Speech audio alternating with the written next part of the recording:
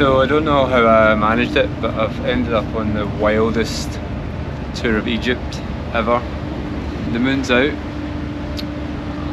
We are sailing down the Nile, and believe it or not, after 5 days in Egypt, this is the first day in Egypt where we've not had police literally like on our tail the whole time. Yeah, that's been wild. I don't even know what to say about it. I think there's something a bit more afoot than the media, the textbooks and the archaeologists say. Like how this is not just common knowledge, like people aren't like, oh shit, like this is aliens, guys. Okay, I said the word. A minute and 49 seconds in, but I said it. But fundamentally, what I've witnessed, and maybe I'll show you some images and stuff like that, is like a complete and utter like centuries long conspiracy that nobody seems to be not really that bothered about. I'll give you an example. So we arrived and we the tour I'm on, which is very interesting in and of itself. I'll maybe explain some of that later. But the tour I'm on, the guy who runs it is a very interesting man. His name's Jerry Sargent. I recommend checking him out. So, like, just for now, and that's all I'll say about that. But we went into the King's Chamber. We did.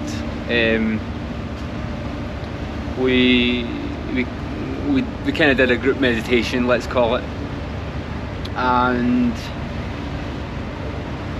when we did that, it seemed like the police got wind of it and they came out. I've got pictures of some of that. I don't know if I've got pictures of all of it because I wasn't really sure what was going on. I just thought, oh, maybe that's just normal, but police come out to make sure we're doing alright. But no, actually what happened was the guy, they wanted to arrest the guy because they think he's like a priest. So it's basically illegal to have any kind of religious thought or just any spiritual connection to the pyramids. It's illegal. They will shut you the fuck down, and we've been experiencing that. So basically, since that happened, we've had like between 4 to 20 police people on us. 20 for a group of 50 for the whole time. Just the whole thing's a bit wild. I ended up like, oh, let's go on a tour to Egypt, and like, to quote Car Seat Headrest, it's less than what I paid for, but more than what I bargained for. And that is so true. I'm on, like I said, day 5 here, and it is just something else. Oh, this has just become a video diary of my wild tour in Egypt. But what I've witnessed over the last few weeks or few days has been nothing short of insane. And it leads me to believe that there's something much bigger that we are not being told, that we're not being told by our governments or our education system or media.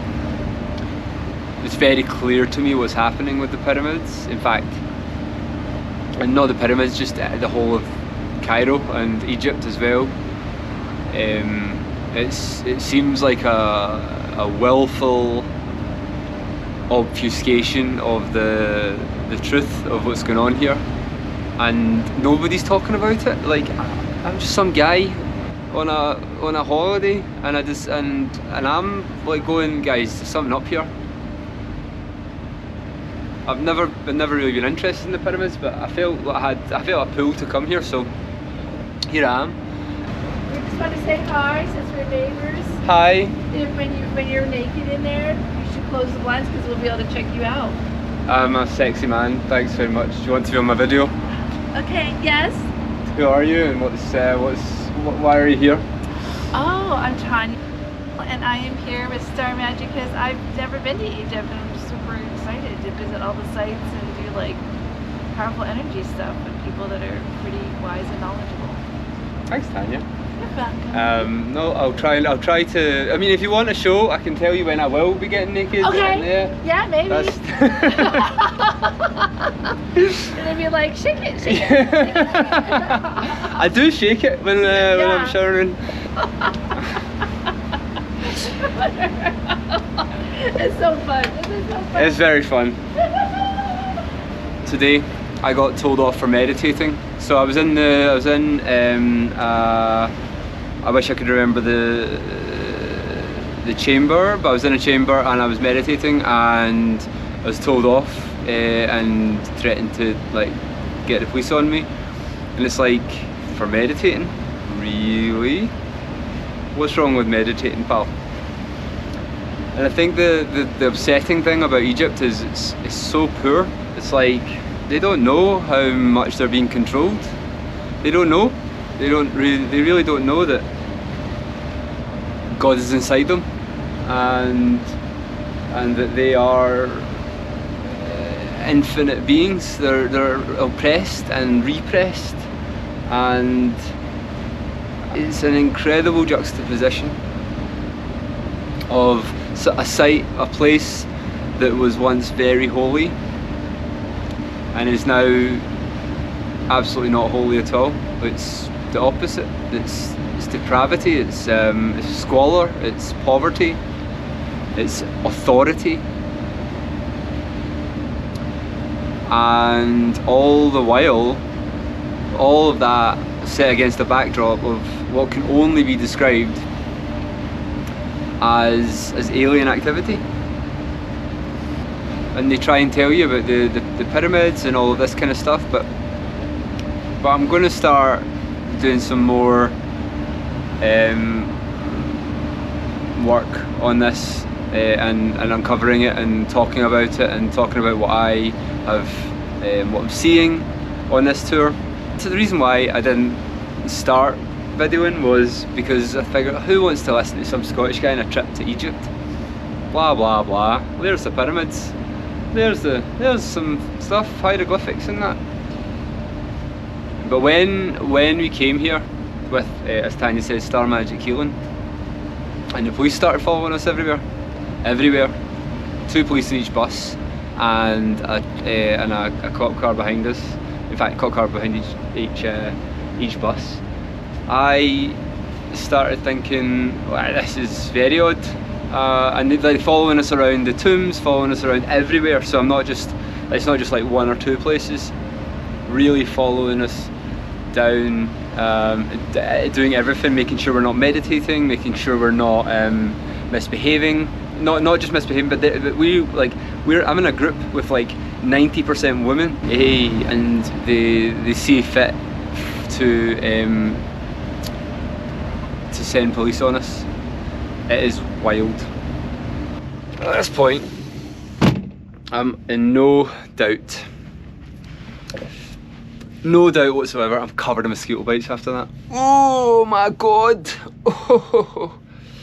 No doubt that we are living in times that are going to start, things are going to start changing. I feel like we're on the precipice of sort of a big change. And a really good indication of that is when I was on the flight here, I watched a very interesting Joe Rogan podcast, and it didn't make any sense because it was Cat Williams talking about Thoth, the Anunnaki. He had and a whole bunch of other stuff. Hermes Trismegistus, who's an incarnation of Thoth. And he was talking about all this stuff, and I'm like, this is secret knowledge. People are not meant to know this. A good example being, you can buy statues of most gods here. Try find a statue of Thoth, it's basically impossible. And the reason why is because Thoth was the god of wisdom.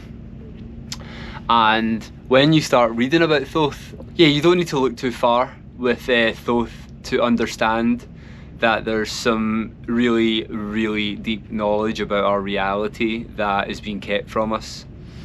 And maybe if I can do one thing with this video diary is maybe show how that is kept from us at scale by governments, by media, and by our own ignorance, really, and our own our own acceptance of a narrative that maybe was given to us 100 years ago, 500 years ago, or whenever we started uncovering this stuff. What I don't understand is how synchronous. So I don't know whether you read Carl Jung, but I've seen a lot of synchronicities like coming towards this this journey. Like the fact that I was watching that Joe Rogan podcast on the way here, I was like, whoa, that's so crazy. I was just like la la la and listening, and I was like, they started talking about Rolls Royces at the start of it, and that's really synchronous for me because I've only listened to Joe Rogan a few times recently. I love him, but he's always talking about Osho and his Rolls Royces, and I'm always like, yeah. Like, hopefully Joe Rogan knows about Osho and like what Osho was trying to do with the Rolls Royces, and like I've heard Joe say that Osho is the real deal, and I'm like, okay, like he's the real deal, so like what's going on here? But anyway, they started talking about Rolls Royces, and I was like, oh, they're going to talk about Osho again. I like when he talks about Osho, but they didn't. They started talking about Egypt, and they started talking about the Anunnaki and Amun-Ra. Maybe they didn't talk about Amun-Ra, but they started talking about the Anunnaki and how we are basically a slave race. And that is fucking true. Quite honestly, if you think about it, there are very few free people. I consider myself one of them. They're all fucking bogged down with the money and power and what icky bullshit, man. There's more to life than that, and maybe that's what I can do with this video diary, is maybe just start to surface some of that, because maybe what I thought was like a temporary conspiracy, maybe it goes a bit deeper. Who knows?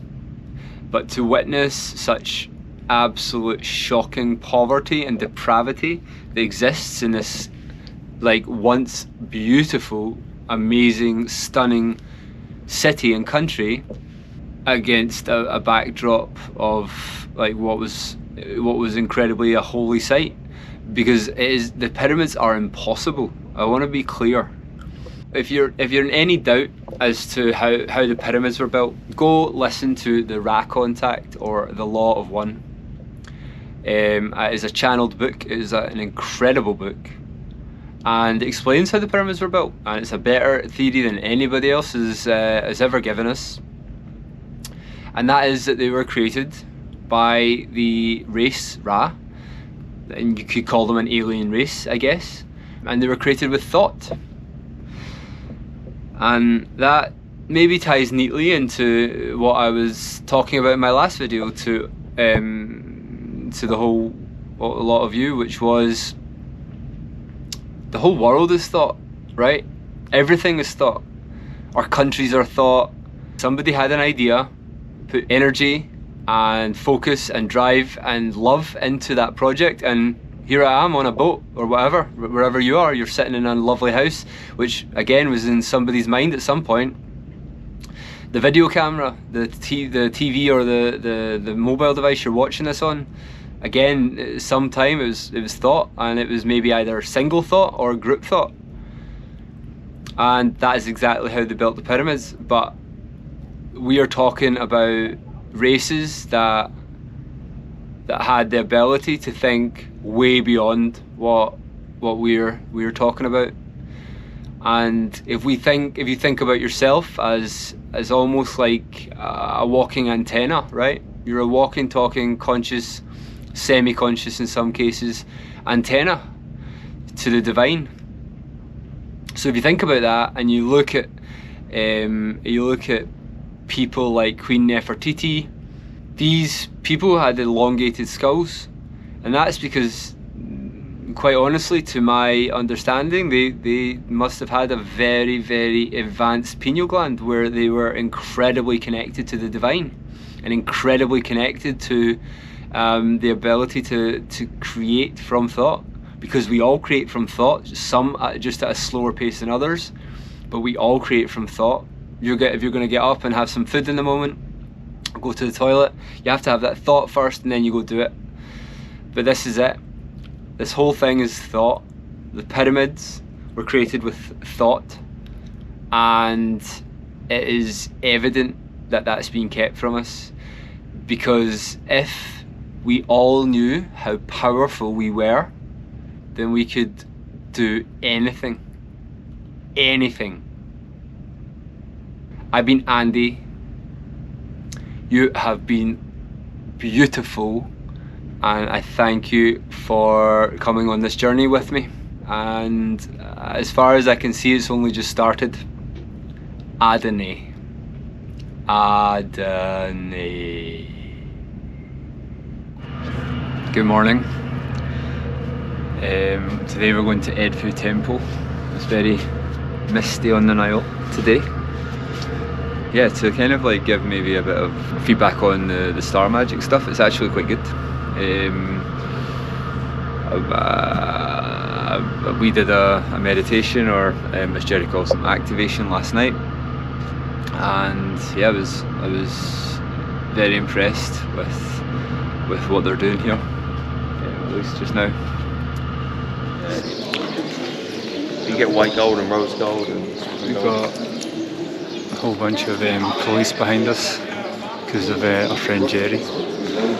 And that's been a mainstay. They've actually just turned up, so somebody must have alerted them, because it was just 2 police before, but now it's like 8, 9, 10, and they're all just waiting, looking and watching. I'm going to pretend that I'm looking at the temple, and we'll get a closer look at the police people. So it's like pretty amazing. Like, just like up there is the shop, and that's the library behind us. So the library's like there, and this is the temple of Horus, and from here we can see, where is it? So yeah, you can see it's very like tall.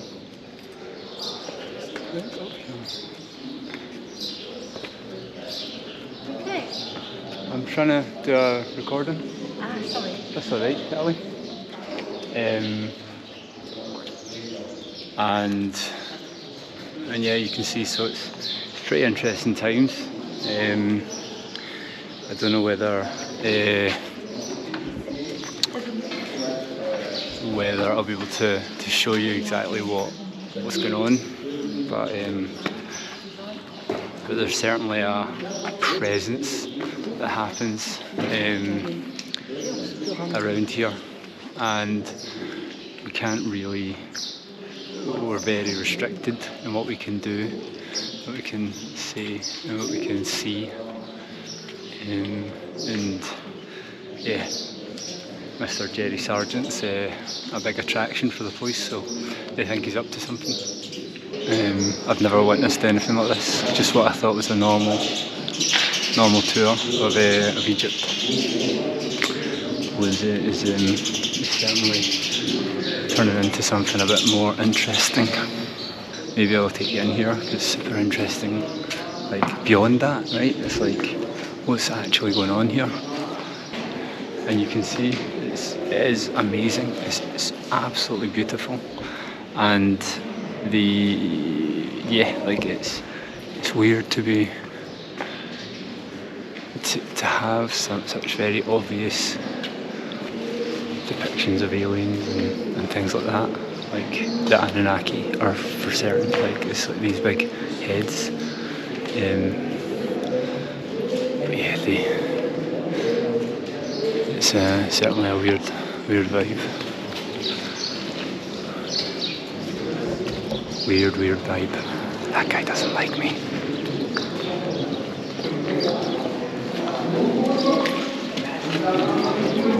I'll take you into the temples.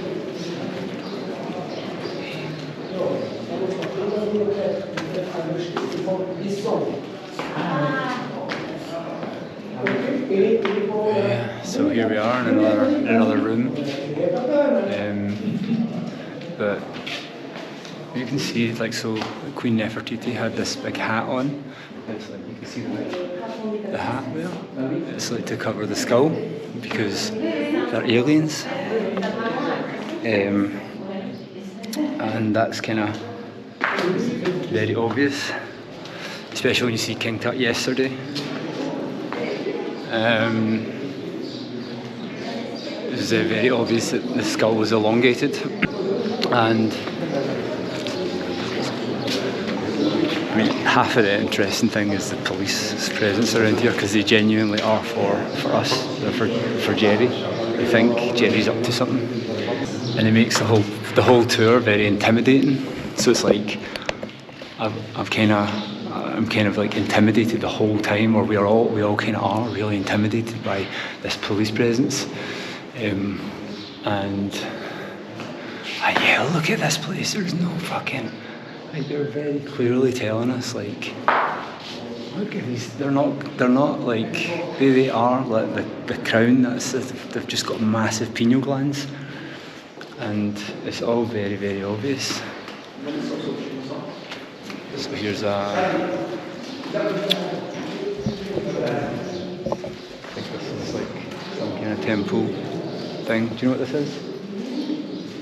Horus. Yeah, I know that's Horus, but what's the purpose of this main thing? From the place where the high priest will stay. High priests, we're talking. High priest will stay there. Like I got it from a reliable source. Like the altar. Yeah. Probably an altar. There's lights here, so I'm going to say I can go up here. No, there's no barrier. Wow. Wow. Wow.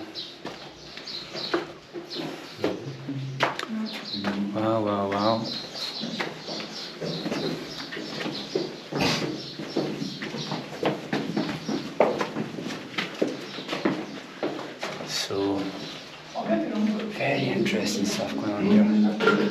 This is unbelievable stuff. Hello again. We got more police, I see. What happened? Yeah, they're keeping us safe.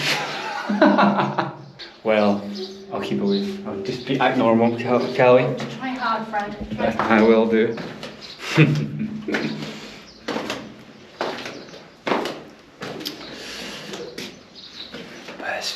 It's very beautiful, regardless of what it is, right? Or regardless of the clear. So yeah, it's super interesting. Very, like, aside from just the sheer presence of the little piggies, the temple here is just unbelievable, and this is a new temple, they say. So this was created by the Greco-Roman Empire, the Temple of Edfu. But there was clearly some kind of, yeah, seriously. That's four policemen. What's the difference? It's crazy. This is what it's been like the whole time. Just police everywhere, running in and about, being nosy, and yeah, it's just because they don't like what Jerry's saying.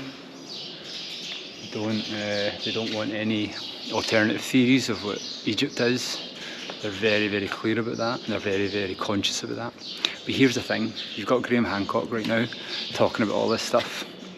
You've got other people out there that are talking about this stuff. If you look on YouTube, look up the Anunnaki, look up anything really about Thoth, right? Like I'll do another recording on Thoth at some point because I was talking about them in the last one. But read this stuff because it's open, it's available now, it's coming out. This is not just a wee dumb ancient civilization at all. 100%. This is something else, and I'm just a voice in the choir, or a voice in the crowd saying this, but I'm not the only one.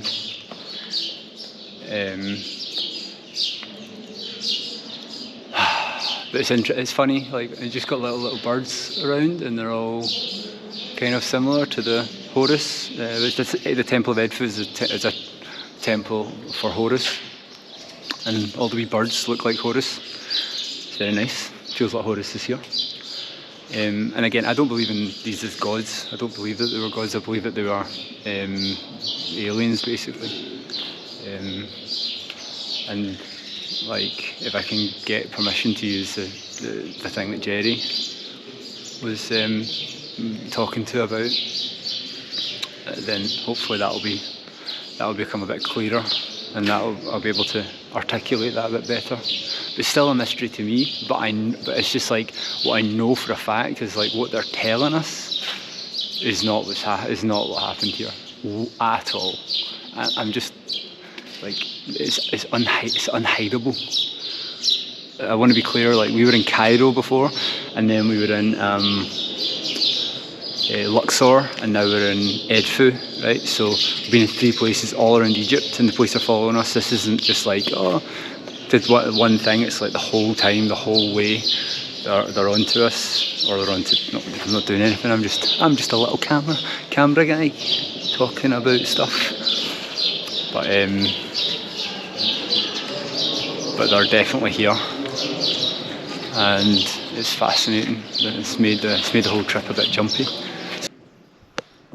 So I'm still in the Temple of Edfu, and what's really curious about this place is people have tried to, like, over time, they've tried to, like, score out all the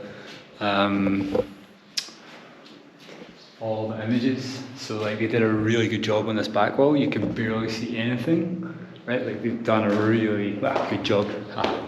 That's certainly something to be debated, but they've completely cleared it. But you can see, and then you can see here, right? Like, they've tried that, and they've tried it there, but they haven't done it up there or down there, right? So it's kind of super interesting. And also in this room, you can see in the ceiling that they have the stars, very much like the other temples.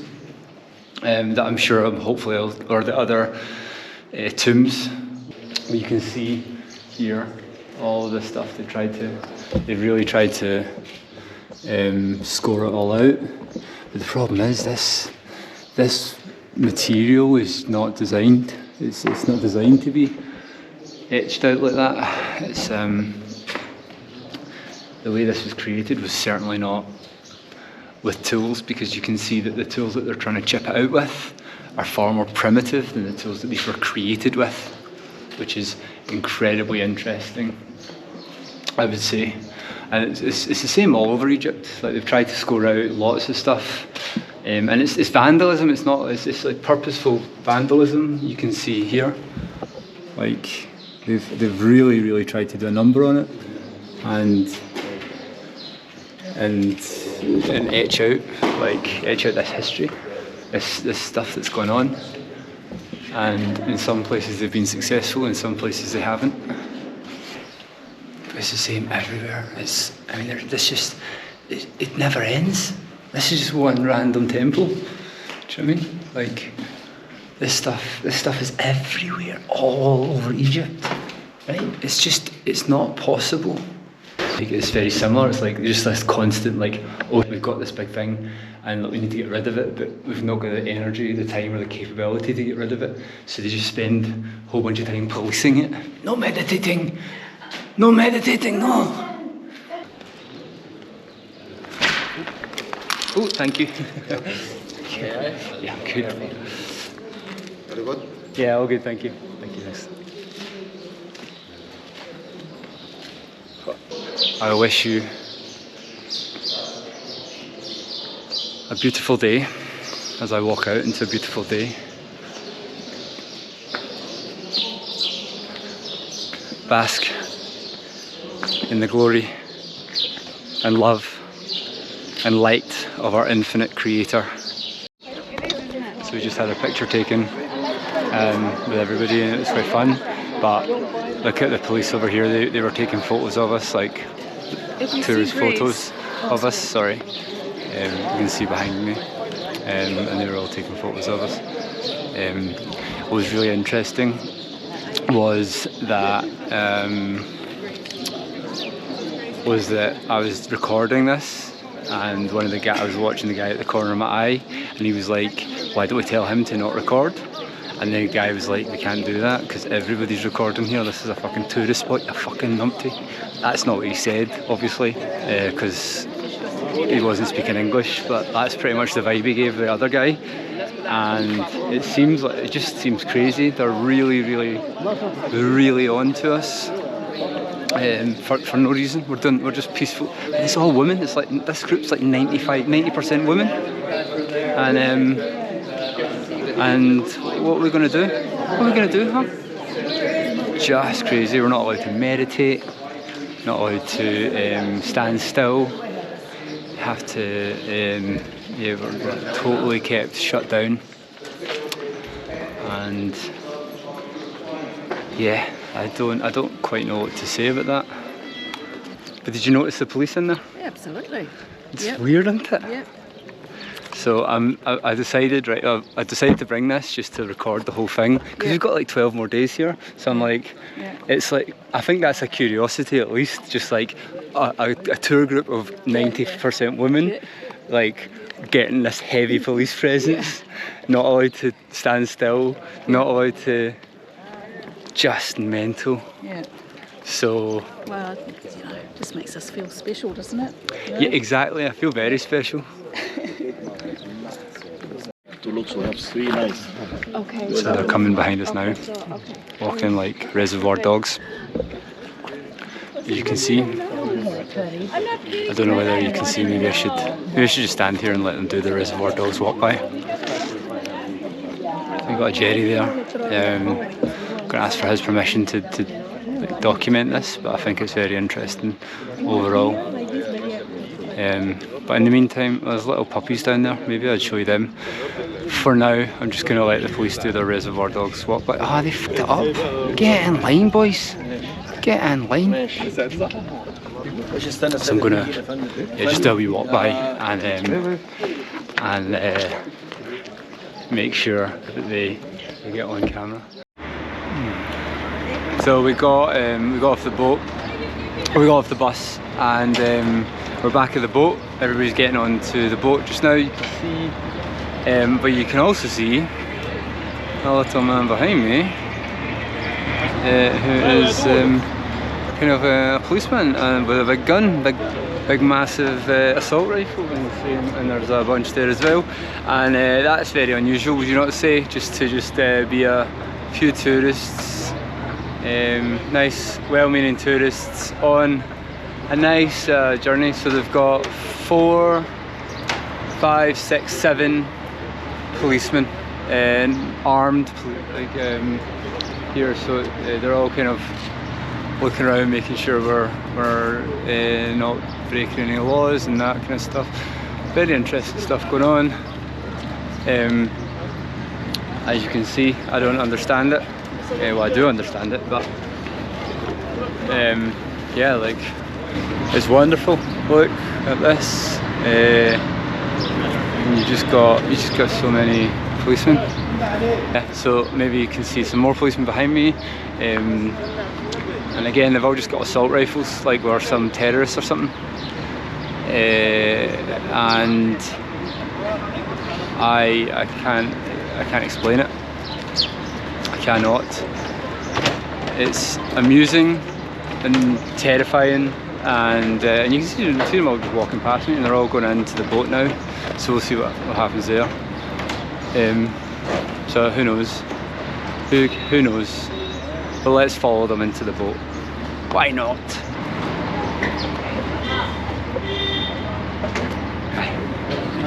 Oh, thank you so much. Thank you so much. Thank you.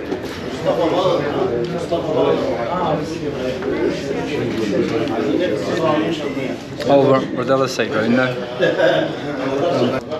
Why is the police here? Yeah, just safety here. Safety for you, no problem. Don't worry. Oh, good. Cool. It's just safety for us. There's no problem. So that's obviously very good. Just complete just for safety reasons. But no problem. No problem. Which is a relief. Would you not say? Eight of them. There's 50 of us, mostly women. Just for safety. I'm going to maybe explain a bit about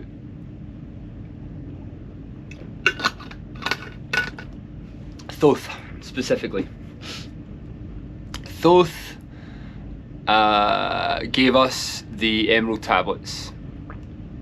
So the Emerald Tablets are, there's two sets of them, and I can't remember where both are. The first set was created by Thoth, and the second set was created by an incarnation of Thoth called Hermes Trismegistus. They're one and the same. Hermes 3 times great.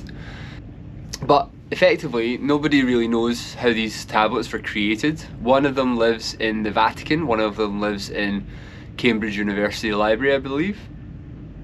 So I'm not sure if they're available. Maybe the Cambridge one might be available publicly. It's not something I've been privy to at the moment. But why are they important? Well, they are key to our reality in a lot of ways. So you know that Thoth carries the key, an ankh, right? So it's like an ankh with it's like a loop and then a cross. And then usually inside that ankh, there's a little tower with 3 bars. It's normally got 3 bars. And again, this is a key to our reality, quite honestly. So I'm giving you that key. That is codified in something called the Kybalion, which is a Hermetic text. And the Kybalion is a very dense book. It's tiny, it's very small. You can finish it in an hour probably, maybe 2 hours. But I've read it so many times. Maybe you couldn't finish it in an hour, but maybe it's like 3 hours or something like that. But I've read it 10, 15 times. It doesn't do anything but give us the 7 Hermetic principles, which there's a video which I'll link that I highly recommend by Sarah Elskady, the alchemist. She did a great video on that on YouTube a while back, and it kind of breaks down the 7 Hermetic principles, which are the principle of mentalism, the principle of cause and effect, the principle of vibration, the principle of rhythm, the principle of polarity, the principle of gender.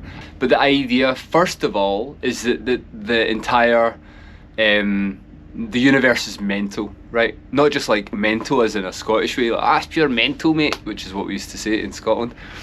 But it's mental. It's or not like a mental asylum. It'd be like the universe is mental. It's fully thought, right? What does that mean? Well, think about your daily routine. You want to go to the theatre.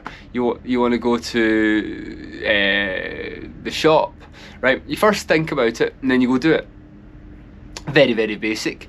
But if you also think about anything that you've created in your life, anything that you've worked on, right? Like you might have created some art before, made a drawing. First of all, you had to think about the drawing, or you could let that come through. But really, it's you first come up with the idea or the thought, and you then put it into action. Now, there's a really important principle of correspondence. The other, there's an important corresponding. That was the last Hermetic principle. Sorry. The principle of correspondence, as above, so below. Exactly like the principle of mentalism, the universe is mental, right? So as above, so below. You've probably seen that before, but basically what it means is what's up here is out there, right? Is in this plane of reality, right? I give gratitude for every moment, regardless of regardless of what that moment is. But I think the world is magical, and I promise you, the world just becomes magical to me. Every day is magical. I truly mean it. You can't go around expecting the whole world to give you love or whatever if you don't have love in your hearts. You can't expect the heaven to exist on earth if you don't see the world as heavenly. Because if you believe the world is out to get you, it is. If you believe the world is full of joy and wonder and amazing like stuff, amazing experiences, just the fact that I've got 5 fingers, that's amazing to me. It's true, like the Manic Street Preacher said, this is my truth, tell me yours. It's not about what, oh, this guy's poor and that guy's rich and that's the only way it can be. No. This is the way our media, our governments, our education system control us. They want to control you. They want you to believe that there's scarcity. They want you to believe that whatever you want is just out of reach so that you can be controlled. And this is the teachings of Thoth, right? So Thoth is a big part of the Egyptian Book of the Dead, right? And along with Anubis, when these beings came to Earth, they couldn't understand that they weren't gods, they were just very advanced beings. And it's the same, like exactly what Jesus said. He wasn't saying he was the son of God. We're all sons of God. We're all God's children, right? We all have a God spark in us, and that's why I started talking about creating, right? So we are all creative beings. We all are creative beings, but some people just don't know it. Stop looking for others for your rules. This is the trick they've played on you. You're playing by others' rules, so yeah, sure, you might get there. But remember, you're playing by other people's rules at the whole time. So they've created these rules and checkpoints and exams and blah blah blah to make sure that you do it their way. Because when I was a kid, I had 2 best friends and they both had glasses. And I really wanted glasses, but I had perfect eyesight. And what did I do? Well, I had the thought of, I want to get glasses. So what did I do? I went to the opticians. I was like, A, D, I was reading the thing and like making it up. I didn't know how to fake the test because I was an idiot, but I knew I wanted glasses and I got glasses and I got my eyesight because of it. But the thing is, I just wanted to fit in, and that's what came from me. I was like, oh my God, I need to fit in. The answer comes from you, and the answer is thought. The answer is your imagination is all that matters. So that's why Thoth is important, because what he's tried to explain to us was the whole world is thought. You just need to change your mindset. Stop giving your attention. Like Tony Robbins said, lots of quotes on this one. Tony Robbins said, where attention goes, energy flows, and that is it. So instead of like thinking life's, why don't you go, okay, this is my lot, I'm happy with it, I've got 10 fingers, maybe you've got less, maybe you've got more. Whatever you've got, be grateful for it, because this is fucking wonderful. It's like so amazing. I know I didn't explain about Thoth the god, because I'm not an Egyptologist. I'm coming at this from a very different angle, right? So if you want to go learn about Thoth, I would like, his symbol is the ibis bird. So for me, the ibis bird is a reminder, right? It's like that reminder of the power that you have as a human being on this planet. So we had an activation or a meditation with Jerry. I recorded it. The meditation was very good. I really do like his meditations. For me, they're very interesting. Like, regardless of anything else, they're just a very interesting experience. In fact, I think a really beautiful thing about tonight's meditation is basically Jerry said a lot of the things that I just said just before we went into the meditation about being one, about being amazing, being infinite. We all are, right? We really all are. You're God, right? Remember that. Remember that if you can remember one thing. You are God. You're not God, but there's an infinite intelligence that powers this world.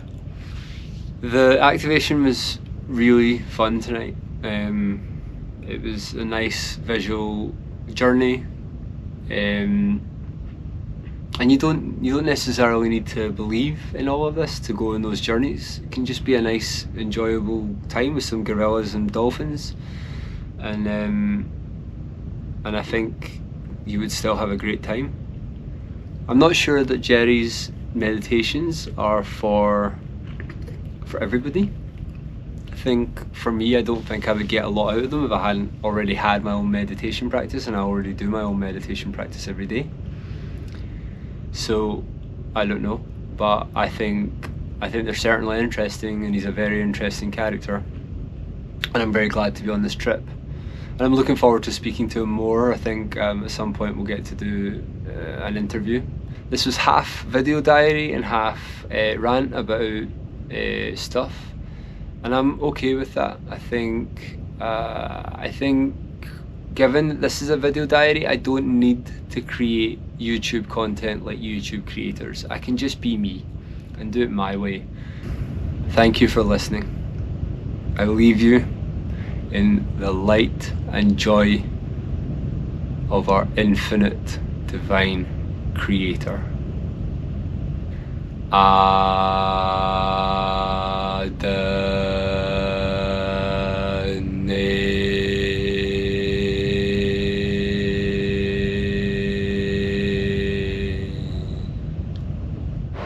Good morning. I greet you in the infinite love and light of our creator, our divine creator. There's a boat behind me, so I'm going to go inside. Do we do a standing up one today? Oof, very tall. I thought I would just show you that there's a boat outside. Alright, it's time to go to the market. I don't actually know where we are today, but the boat's docked and off we go. So I'm going to take you on the wee journey from the beginning this time. I look like a crazy person talking to myself, but that's alright. If you've watched this far, you'll know that I'm a crazy person regardless. Down the stairs, da-da-da, noisy people, noisy people. It's 90% off. My flip-flops.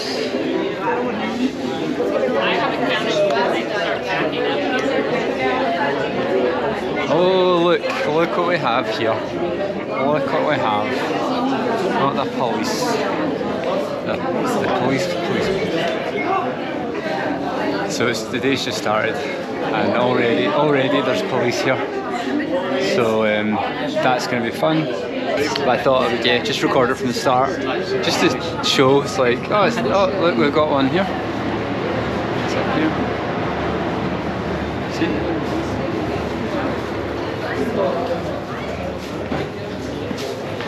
Hiya.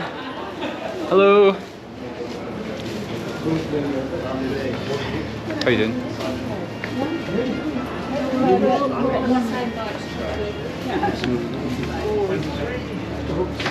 No police on this one. That is good. Oh, this boat's fancy. Check this one. It does stink. Ooh! Stinky fancy boat. A nice walk. It's very sunny today. And yeah, the sun's shining. A nice day to spend some money. So here we are. Let's see how many police we've got. It doesn't look like we've got many. Maybe it's okay. Oh, there's one. And he's got an assault rifle. Great. So, there's someone way down there as well. Oh my god. We are celebrities. Ladies and gentlemen. Hiya, how you doing? Very good, thank you. Hi. Good morning. What's your name again, sorry? Anwar. Okay, yeah, I saw you yesterday. I didn't realize you were the bus driver. Okay. And there's like get Secret Service guys as well. They're just like casually like not in police garb. They're definitely out to cause problems. So it's very interesting. You see these guys behind me? These guys are definitely up to something. We are in Aswan today. It's beautiful, really is beautiful. So they just said that we've got 15 police here, and it's international and national and as well as local police here. So Aswan divided into many islands. Yeah, we have the Alphantine Islands, it's including temples and some of artifacts also. Time to go. Time to go! Time to go! Oh my god. We've got motherfucking army here now. Look at that. So we've got the army. Hey! How good? How are you? You see that? So we've got the army and the police and the secret police and then the international police. So we are fucking VIPs. It gets crazier and crazier every day. Just making sure we're safe, guys. Okay.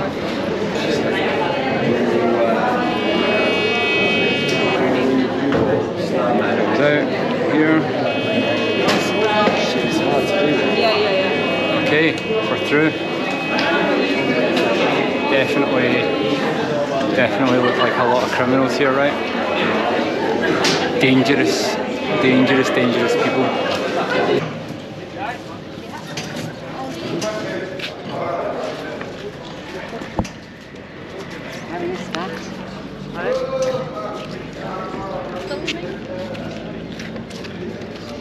I was just asking about, there's quite a lot of police and they've been following us around. What's your kind of, what's happening? Yeah, it's an interesting situation. In Egypt, they don't like you doing rituals, they don't like you doing meditations in public. It's actually, it's illegal in Egypt to heal people, charge for healing, and obviously we've got a healing business. And I mean, we're down in Aswan now, but when we landed in Cairo, we had kind of a very different level of police presence than normal. You know, we always have that kind of police protection, they're always there, they're always monitoring, but this year things seem to be kind of amplified, and someone had put a report in saying that we're in Egypt and we're healing people here. Right. So they've been on us from day one, just watching everything that we're doing to see if we are actually healing people. I mean, it's a kind of grey area, because when you rent these private accesses to the Giza pyramids, to the Osiris shafts, during the private access you can always do your meditations, you can always do your activations. But what we do is something a little bit different, you know. It's like a grey area. They're not even sure what we're doing, right, because we're speaking light language, you know, we're doing activations in a way that they've never seen before. Yeah. You know, our activations are a whole different level. They're very specific. We play around with the mathematics in a really unique way. And so when we're doing our activations, they're like, what are these guys doing? Are they praying? Are they in ritual? Are they meditating? So it's like a grey area.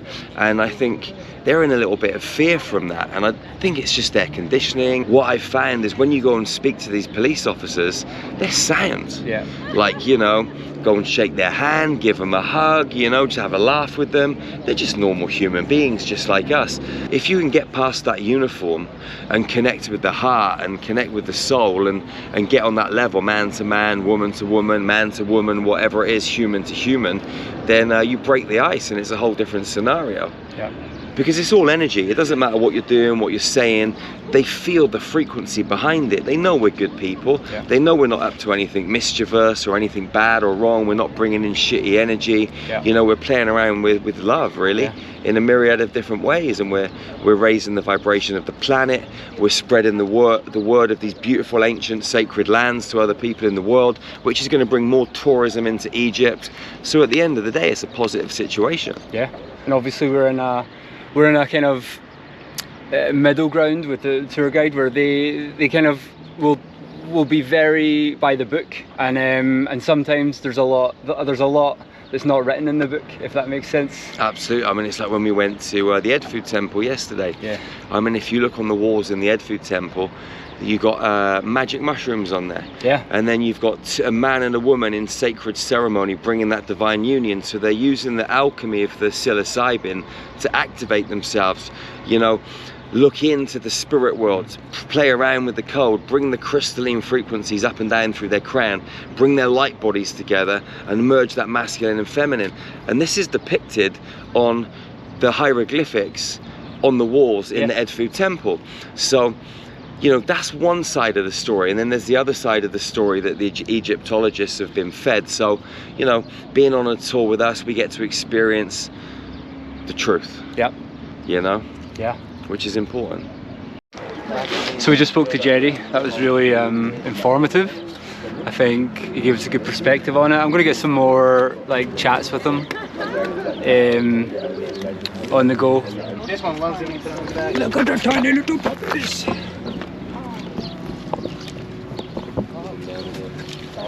He drinks it off the ground. Hello, do you want to say hello to the camera? Yeah? I know that one. Yeah? You know that one, yeah? No? You don't want to say hello to the camera? Come back. I mean, it's just like a lot of fun, to be honest. That journey was not so fun, but I'm really glad now because we're going to a jewelry shop where they make us feel relaxed. They give us some tea. They do some fancy stuff, and then they go, oh yeah, you can want all of this stuff, $400 or whatever, and then everybody lines up and opens their wallets because it's a beautiful, beautiful, amazing technique of selling that I've never actually witnessed before. I'm not saying it's a scam because I was suckered in when we went to the perfume shop. I bought 7 bottles of aromatherapy oils, 1 for each chakra. So it works, and your boy Andy has got smelling all his chakras. So that was our caravan of police. So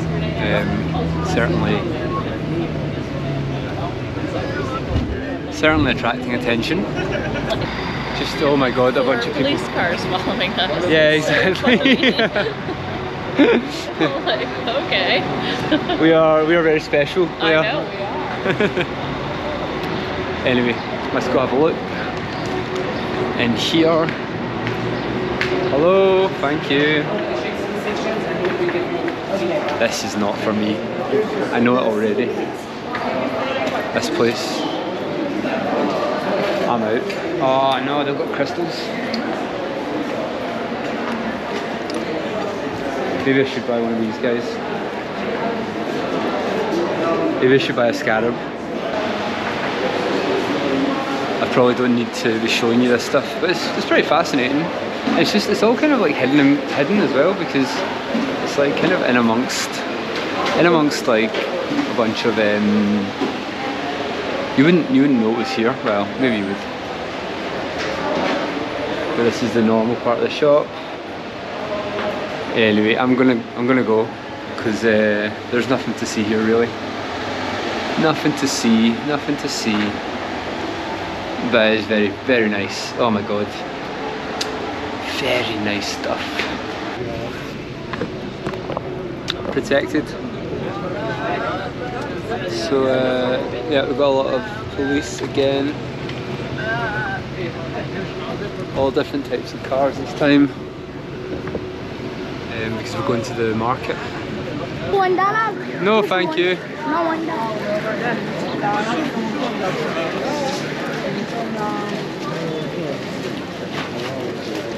So we're gonna, but is Hasham gonna take us to a fancy place where everything's really expensive? I think this is it. We're gonna shop. Oh, we're gonna shop? This is the bazaar. So like, if you want to buy these things, then you start. Yeah, we're not gonna go back. What? You guys So, got that? You're never gonna- Straight We can't go back. Yeah, left, right. Yeah. Listen, Smith. So there's no going back once you come in here. That's what the tour guide says. One way, one way. We're not allowed to go back, which is annoying because I had an audio book that I was reading. Nice stuff. احنا معانا لواء فين اللواء اللي معانا؟ I wonder if they really think I've got nice tattoos or are they just buttering me up. I think they're probably talking to Jerry there. But yeah, like I think the thing that I'm really fascinated about, and maybe we'll talk about it more in more depth, is like you've got knowledge that I know, I see it coming out of you, and I know it's not coming from books, or maybe it's not, maybe it is coming from books. I don't know what you need, but I have. But like it's coming from something innate. I feel like you've got that. Yeah, you just tap it, you know. Yeah. And it's really sometimes when I speak, I'm like, where the fuck do I know this from? You know, you just you know. Yeah. You let it come. But whenever I write a book, I always read it after and think, I never wrote that. Really? Yeah. Wow. Yeah. Wow, wow, wow. And I was just reading a book by Dolores Cannon at the moment called The Search for Hidden Sacred Knowledge. Have you heard of it? No. But really interesting, talking about how everything is crystalline. Our earth is crystalline, our bones are crystalline, our knowledge is within our We're bones. returning from a carbon base to a crystalline structure at the moment. Like how the mitochondria in our cells, they're starting to recognize light as energy. Yeah. And started to metabolize it into energy, you know, like trees and shit, you know? Yeah. It's all being uncovered. It's all like, it feels, I mean, I don't know whether you've ever listened to or watched any Robert Edward Grant. He's got some good videos on how it's musical as well, Yeah, right? yeah, Like, yeah. And it's all music, mathematics and musical, and it's all across the world. It's like, yeah, this stuff is. I first realised about the music. We were doing an ayahuasca ceremony about 4 years ago, and this guy, he was called Philippe. He was French. No, he's a Dutch guy, and he was hobbling over to the side. He goes, "I need your help. I need your help." So I went over to him, and I put my hand on his back, and my throat opened like a fucking some kind of weird like insect or something. You could never do it, and all this like angelic music started coming out of me, like, ew, all these tunes, and all his body started healing, you know. And I was like, I couldn't stop it. It went on for like maybe 10 minutes, and I was just making these noises, thinking, when's it going to end? It wasn't me doing it; it was just coming out of me. And I realised then, like, we're musical instruments, you know, and if we play the right music and tones to our body, we heal it. Yeah. You know, and we've all got the capable of producing those tones too. It's just we've forgotten how to do it, you know? Yeah. We think we've got to speak. Yeah, exactly. But really, this is just a very mundane, archaic way of communicating, you know? I get there and Hisham goes, we can't go in until Friday, which was Friday the 11th at 11 p.m. Woo! And I'm lying down in the middle of the King's Chamber and I start chanting, and all the walls in the chamber disappeared. And I see all this like, orange lava light. You're not the only person that's told me this. I've heard this from like 3 or 4 people, so it's like... And then all these beings started walking in, and they're all walking around me, and then my light comes out of my body, goes up through the top of the thing, through the arc in this bending space-time up into the God worlds. Whoa. So there's all of this information that I'm getting, like next level information. It made so much sense when I was up there. I couldn't compute it all when I came back into my body properly. Oh my God. But when I came back down, my body, like I was facing that way. When I came back down, it was like that, 23 degrees off. And then someone sent me a Twitter post from a psychic that was put up a couple of months before saying, on the 11th of March 2023, something amazing is going to happen in the King's Chamber. I was telling the Irish lady about it, Maisa, yesterday morning or the morning before. She said, well, your body's a Stargate, Jerry. That's wild. Oh my God. I just think, yeah, like how do you, I mean, when you've had an ayahuasca experience, a psilocybin experience, or that kind of experience, like there's just no question, like what's going on here. Like, so the big heads, right, you know, like everybody, like Queen Nefertiti and all of these, the the beings from Egypt that you see on the walls and everything like that. They had big massive heads, right, like back of their heads.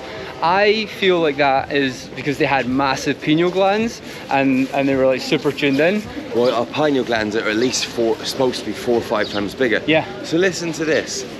Years ago, we had a guy from South America, and he contacted us, and he said, Jerry, I've woke up and my skull has just grown. And I said, send me a photo. So I looked in his eyes and I realised he'd been meditating and he's downloaded some off-planet codes, and his head had gone back to his extraterrestrial size. So I met him on Skype and he said, please help me shrink my skull. Whoa. When he was lying down, his head would go like that and his brain would touch it, so it was painful. Oh my God. So when he was running, it was shaking. So he goes, please help me shrink it. I said, bro, why don't you grow your brain? Like, I didn't know how I'd shrink his skull and grow his brain, but I thought, let's at least try it, you know? Yeah. But he goes, look at me, I look stupid, so he didn't want to do it. So I ran him through this futuristic MRI machine underneath the pyramids, and his skull went back to its normal size. Oh my God. But since then, we've had people that have messaged us with their feet have grown, their hands have grown, like parts of their body have just grown in hours, you know? Ryu, Cherie's daughter, we were doing the mushrooms last year here in Egypt, and I walked to go to the toilet, and she's fucking massive. Really? I goes, what happened? She goes, I know, I don't like it. I said, what happened? She goes, I was meditating. So she's grown. So she went back in and redid the code and shrunk again. I don't like it. But this is just like that because she's quite tall and she's young, so she thinks everyone looks at her, you know what I mean? Wow. But like, you know, it just goes to show like we're definitely too small. Yeah. You know, there's all these little signs, they're popping up everywhere. Yeah, So yeah. 100%. Right. Anyone didn't go from Abu Simbel Beach come to me in the... We're back. Oh, look at some doggies. What a life, eh? Hello, thank you. I'll get a drink. Oh, I forgot about that. And there's no police. No, there's secret police. Thank you.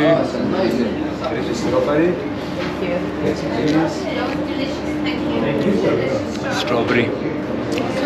Strawberry explosion in my mouth. Today was interesting. I mean, there wasn't a lot that happened, but I think from the perspective of what I'm actually doing here in Egypt, it's starting to become a bit clearer. I really enjoyed the 2 interviews I did with Jerry, and I think I'm going to do more of that. There's not a lot of insights from today. It was kind of like a half-finished temple. You could see some of the granite had been already like carved and molded, which was interesting. I didn't really take pictures of that, but nothing that I felt warranted much in the way of video. I leave you in the love and light of our infinite Creator. Go forth and rejoice that you're free. Adonai.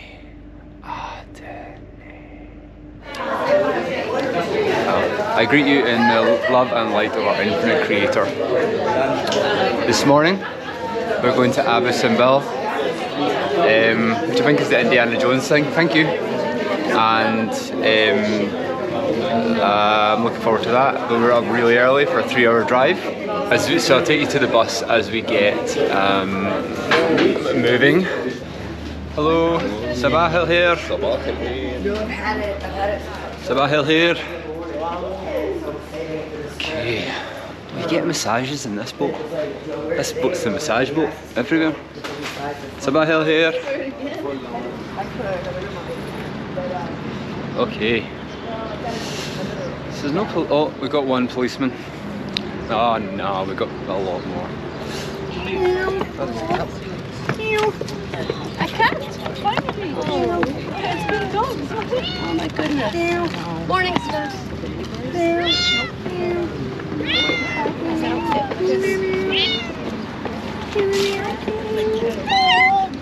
One has 1 leg. Oh, you little thing.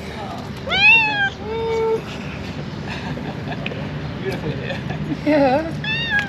Oh, beautiful. Beautiful. So beautiful. Well, that was a nice greeting, wasn't it, from the cats? From the little kitty cats this morning. And we'll get on the bus. So we got 2 police cars this morning, no, 4 police cars, and lots of machine guns and assault rifles and stuff, so normal. It looks like we've got four guards are coming. They're getting a free trip to Abu Simbel, looking after us, making sure we're safe. Oh, look at the doggy! You're so beautiful. It's okay. You're beautiful. Oh, you're so beautiful. Oh, you're so beautiful. Looks like a lot of oil drums here. It looks like where you would go if you were trying to kill somebody in Breaking Bad, quite honestly. That's what this place looks like. Yes, it looks like that. A bunch of rubbish. I don't know why I'm showing you this, but very interesting conversation on the bus though with the person who organises this. They do not wish to be named, and I will not divulge their name or any of their characteristics.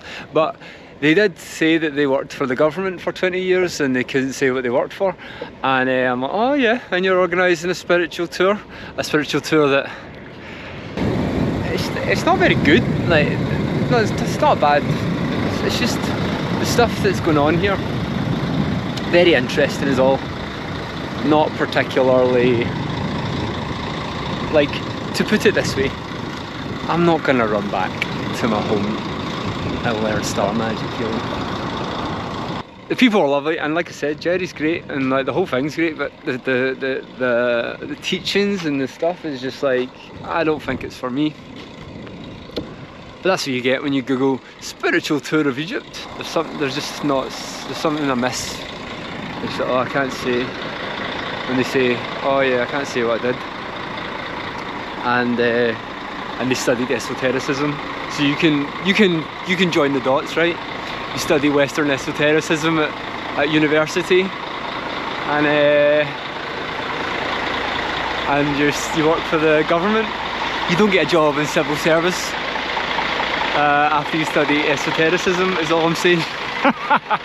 You get a job in one of the 3-letter agencies, pal. Basically, my bullshit detector is fucking pinging. Bing, bing, bing, bing, bing, bing, bing, bing, bullshit. And that's okay. There's a lot of stuff that works for people, and sometimes the things that they try and like feed you shit with like can still work, which is the hilarious paradox, because it's not about what they say, it's about your belief. So if you believe you can be healed, you'll be healed. Jerry said that there's good and evil in everybody, and fundamentally, or there's good and bad in everybody, and fundamentally I don't believe that. Fundamentally, you need to believe in good and bad for that to be the case, and to be a proponent of any spiritual doctrine that says that there's good and bad tells me that there's something afoot there. There was some guy that sent us a threatening Instagram message, and basically he had told something to the Egyptian authorities. So when we came out of the Great Pyramid, at the Giza Pyramid, after our special access that evening, there was blue flashing lights everywhere, you know, which is a little bit extreme. And obviously they wanted to arrest me and you know, obviously question what was going on. Yeah. And the report that had come through was that we were Masons. Really? Yeah, we'd come through as Masonic. We were Masonic. We'd come here to perform religious rituals. We'd come here to paint on the inside of the pyramids and, you know, cause, you know, destruction basically. And so that was the report that came through, and obviously several days have gone past now and they've been kind of following us around, and that's the whole reason it's been so intense. Whoa. And it's just come to light now, you know, which is pretty interesting, you know. So does that mean that they, like, now that they're seeing like that we're clearly not Masonic because 90% of us are women, do you think that they're starting to realise? Yeah, I mean, if you look now, they're not here with us today. Yeah. You know, so we've got a lower. We've got our own security, and that's it really. The ones that are here just to look after us, which we take on every trip anyway. Okay. So Like, how do you avoid this in the future? Like, Well, I what mean, do you we think? live in a world of polarity, don't we? So whenever there's expansion, there's always contraction. Yeah. So we're growing and expanding and getting into the fields of consciousness of the whole human race. And so you've got the other side of the force. You know, there is what some people perceive as evil, and there is evil, and there is the dark side. There is a lower vibrational force at work. And so when we're out there expanding, our bodies and brains are biological computers. Yeah. So it's easy for other beings, other energies to infiltrate the minds and the hearts and the souls of other people and get them to act in a manner which they may not normally act. So if someone's got religious beliefs, they can tap into their mind, program them in a certain way to react in a certain way, to kind of use people on the ground to fight their not so good fight. Yep. And it's mutual respect as well. Like we respect the religions that are here. We're all very respectful. Like, they might not be our path, but at the same time, they teach that in the Quran. Like, it's not. If people are not, or people are peaceful, if people are loving, then there's no problem. Well, it comes down to acceptance, doesn't it? Acceptance is the highest form of love. Yeah. Whatever anyone is doing in this world, you don't have to agree with it, you don't have to like it, but you can still allow them just to follow their path and to do what they need to do, depending on their level of vibration, their level of consciousness, their belief systems. You know, everybody is on their own path and they're all learning and remembering in their own unique way. And so we have to accept everybody on planet Earth, regardless of what they're doing. Did you get back to the guy, by the way? Did you message him back or say anything, or did you send it straight to the police? No. I sent him a message back and I said, hey brother, I said, listen, we're on a tour of Egypt, traveling these sacred lands. I said, it's just a normal tour. I said, I'm not sure why you're sending these kind of threatening messages, but if you want to talk, why don't we meet up? And he's based in Egypt, right? Or he's based in Egypt, yeah. Wow. Is that, you said he was a musician, is that right? A musician, yeah. I mean, the police actually went and arrested him. You know, he's in there being questioned there. About why he thinks we should be some kind of target for them. Yeah, why we should be a target. Why he thinks we're Masonic. Why he even wanted to kind of engage with us in the first place like this. And what's your perspective on the Mason religion or the Mason operation? Just for clarity. And I mean, there are many different levels to this. I mean, if you look at the Masons, I mean, you know, it's about the number 33. Yeah. 33 is 33 times the speed of sound. So 33 times the speed of sound is 11.2 kilometers per second. That's the speed at which you need to get a rocket off the ground traveling into space. So it's about space travel. It's about getting off the planet. We've worked with women that have been at the age of 2-3 years old, put into certain Masonic lodges. There was a lady that I worked with that she was 2 years old. She was in a room with children that she was playing with, and they came and cut the heads off a little boy that she knew and had been playing with for a little while. They stuck her in a coffin with snakes and spiders and buried her for 2 days. Brought her up, and then 30 odd men just black cloaks. And that was Masonic? That was Masonic, yeah. Really? Yeah, it was deeper, darker, satanic ritual abuse forms of the Masons. But yeah, I mean, this stuff goes on. It's not nice, but it does go on. It's the same as anything, you know. You've got black people, white people. You've got extraterrestrials and other planets. In every single species, well, not every single, but most species have good and evil. Yeah. You know, because we have the devil and God are inside every single being.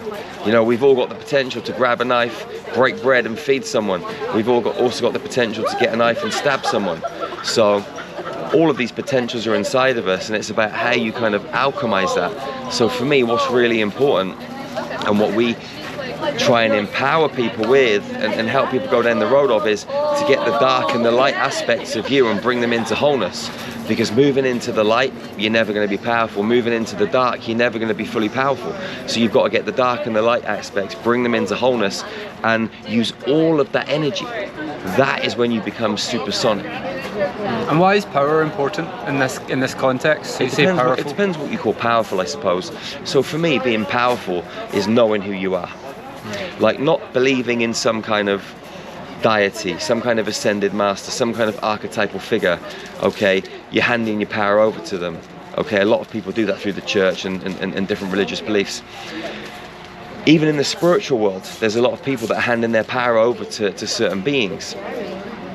For me, being powerful is knowing who you are, knowing that you're your own god, you're your own goddess, that you're your own warrior, you're your own alchemist, your own witch, your own wizard, and making up the rules of this human game. I come to the question, how do you reconcile like what you said about people giving their power to ascended masters or religions or gurus or something like that, when basically you're running Star Magic Healing, so how do you deal with that as basically what's becoming a personality? People come to me and there's a lot of people, especially when we go to some of these kind of Muslim countries, there's people that come down and try and get on the floor and put their hands on my feet, and I say, listen, stand up, give me a hug, I love you, I'm not above you, I'm not below you, we stand as equals on this planet.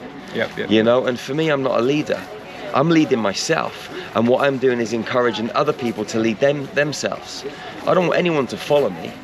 I want people to be empowered and to make their own choices.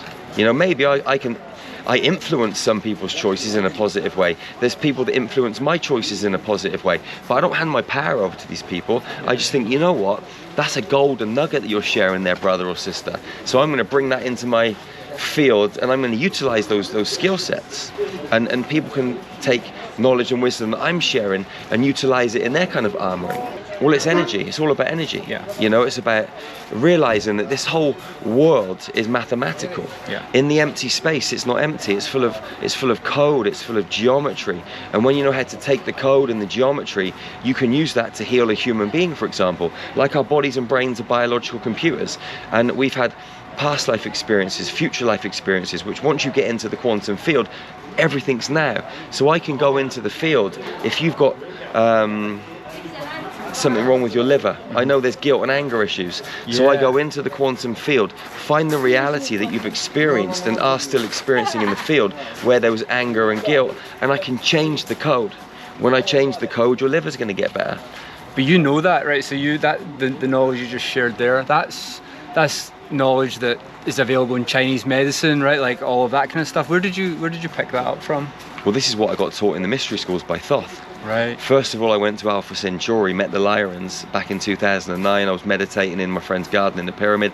Space pod appeared. Long story, but I went to Alpha Centauri, got downloaded with a whole set of codes. When I came back to England many years later, I was going into meditations into these mystery schools every morning. Wow. And Thoth was showing me these codes, and it was the same codes that I got downloaded on Alpha Centauri. And he was showing me every day for 2 hours for 9 months how to use these codes to heal, how to use these codes to travel multidimensionally, how to use these codes to reconfigure and re-alchemize our own geometry so we can move through Stargate systems. We all know this stuff deep in our DNA code, in our own templates, but we've just forgotten it because we've been deactivated somewhat. Yep. And we're going through a process now as a human species of reactivating this code and stepping into our full superhuman potential. So I recommend everybody joins, you know, a tribe like Star Magic or some other tribe that can share this ancient wisdom. Gotta go. Aho. Thank you very much. Yeah, love you. So, hello. Hello. So everybody's gone. Very interesting stuff though. I was thinking as well about the lady I was talking about, who said she had a government post. Very interesting because she also like started like when on the second day, third day, she like tried to put it into my head that the guy I was living with was like going to put drugs in my bag. And like, I don't really care. I don't think about these things. I've got very good psychic protection. So people say that to me, I'm like, yeah, whatever. Give a fuck. But like, an average person, not that I'm saying I'm above average, I'm just different. But your average person would have got a bit upset or spooked by that, and I didn't. But I just noticed it. I went, so nice. No, it's nice, the water, the sun. Yeah. The company. People. Exactly. Yes. Yeah.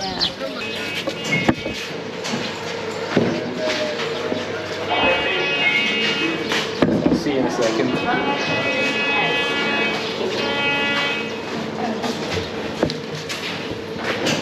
Hello again. Just going through security. Oh.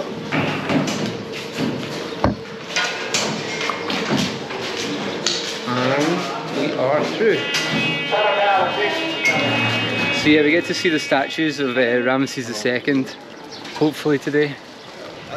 Okay, we've got the police people have to look at me, make sure I'm not falling behind, keeping me safe. Yeah, it's beautiful, isn't it?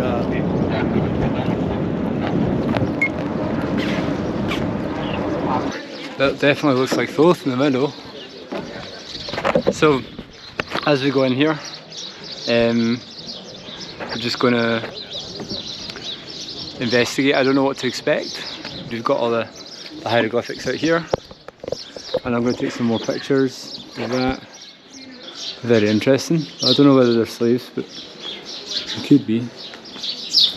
Well. Oh wow. You open it with an ankh. Yes. See, you got an ankh. Where you from? I'm from everywhere. American. Wow. Just in case you didn't know that the ankh was a key. So yeah, these things are huge. Huge, huge, huge, huge, huge. And you can see they've all got the enlarged skulls here. Shriana kerukaya kuusha matiiria mukaria. Seriaku atu umatarieko shia mashiru. Kuna karietu ano kariaka. Sikia na shaku una matiri yeshu. Excuse me? Sania. Excuse me. What's this language? Sorry? What's this language? My language. It's your language? Yeah. Yeah, but it doesn't make sense in this site. It makes sense to me. Yeah, but for us, we need to explain what are you saying here. Well, I'll explain it to you afterwards. Yeah, but you have to speak with understood language. I'll explain it to you afterwards what I'm talking about. No, you can speak with understood language because this thing make no sense. Would you understand French? We can speak in our language. I speak this language. Do you understand Romanian? Do you understand French? Do you understand different languages? Yeah, but you will make something strange here. It's not strange. Yeah. No, it's not strange. Just because you don't understand it doesn't mean that it's strange. You can speak with understood language because we have no understand what I'm saying here. Yeah, but we are speaking Okay, in so our if I speak in French, you will understand me. Yeah, maybe you can understand you. You understand French? Yeah. You understand Arabic? You understand German? It is simple. Don't make it terrible. We speak in our language. In our country, we talk Yeah, but this they are language. making a video. We are making a video with a And we strange speak to our language. people. With a strange language. Okay, I'll speak in a normal language then. I love you with my heart, with my soul, with every fiber of my entire being. How are you feeling right now, beautiful soul? So I'm here at the temple of Abu Simbel, and I wanted to stop and just share some of these frequencies with you. The energy is powerful.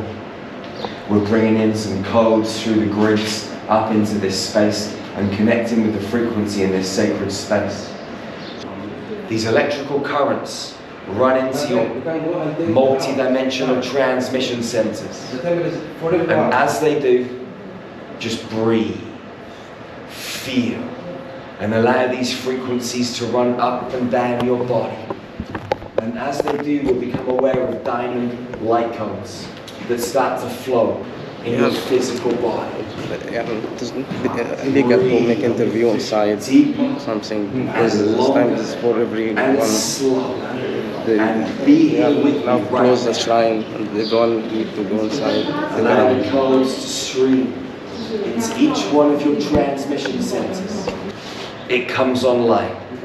Your Merkaba field spins, the top tetrahedron clockwise, the bottom one anti-clockwise, and your heart expands into that Merkaba field. I think it's enough because we have A lot of people need to go inside. They can still come you in. are making like interview.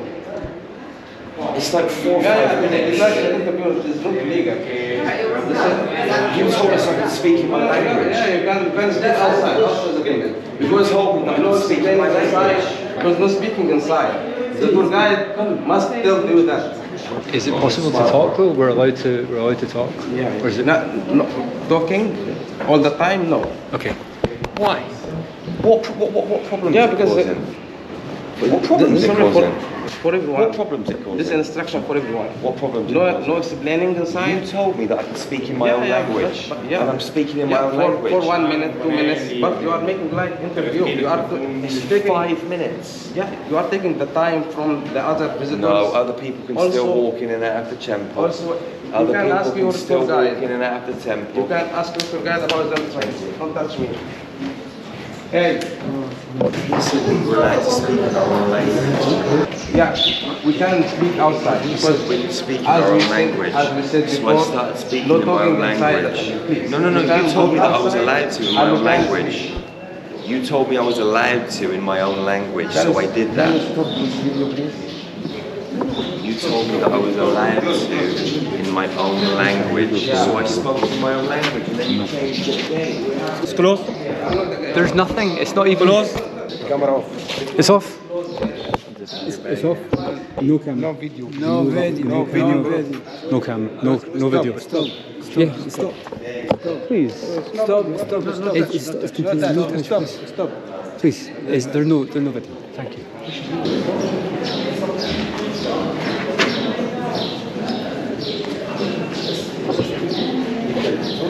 Let's go to the small temple. Small temple. Did you finish here? Yeah, I finished. Okay. Okay, inshallah. Is everything okay? Everything. Yeah? Thank you so much. So what I might have not captured there, because I was running about getting told to turn my camera off, was a very nice moment where Jerry and the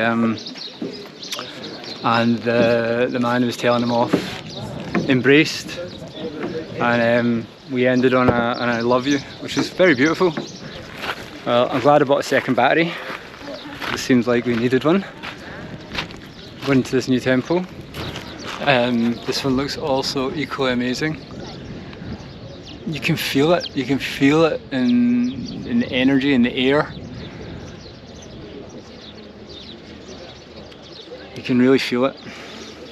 There's a lot of resistance, and they don't know why. They don't understand all of this stuff. Like, but they're taught it's bad. And this is a problem with our world. We're taught a lot of things are bad, that's bad, that's bad. What does it lead to? It leads to suppression of knowledge, suppression of understanding, and it leads to us becoming or being a slave race. But yeah, we're going to the second temple just now. And it's interesting that they all have faces except that one that looks like it could have been filth. And again, I don't know if it was, but you'll see behind me. All of them, but one's been marked out. And I don't know whether that's again just because you start learning about filth, you start uncovering things. Imagine, like, walking down the road and you see someone like that, It's unreal. Like, why? And I was thinking, why this one here's like been defaced, and I was thinking this one looks like the most like, well, I don't know what it could be, but it doesn't look like the other ones. Like, it doesn't have a cone head, for example. It's got yeah, like I don't know what's that. like horns. Yeah, it's like a normal human size. Yeah. Well, in fact, is it even a normal human size? Because I don't even know. Like, they look taller than humans. Yeah. Like, if I go next to one, I'm tall. This is very much taller than me. So, are they even humans? Could they be another like alien species? Yeah, they could be some other kind of hybrid species. What do you think they were trying to tell us with this, though? Like all these temples and. They're just these are clues. I mean, we've incarnated on planet Earth so many times. Some of us guys will have left these clues for ourselves. Yeah, I feel like that. You know, I feel like that for sure. Because if you go back, like when there was Lemuria, okay, Lemuria was like the first crack at like attempting to get Earth back on track with its crystalline code.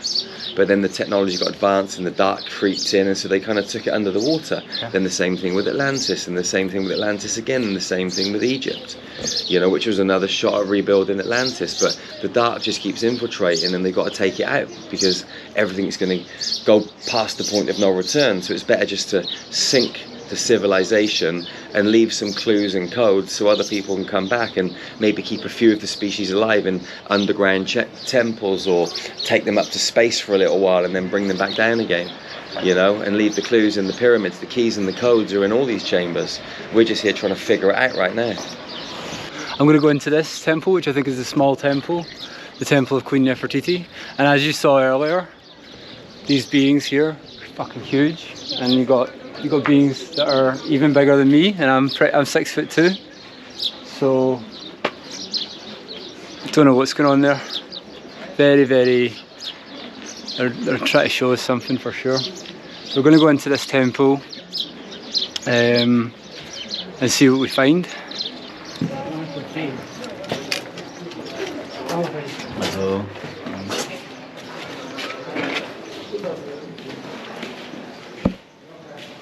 I wonder if anybody's getting in trouble. Everybody looks very serious when I came in here. It's beautiful anyway. Wow. And look again, just all the detail here. Just incredible. Everybody's got an ink. See again. So maybe we'll go up to the right here. I think it just goes round. Might as well see. Yeah, it does.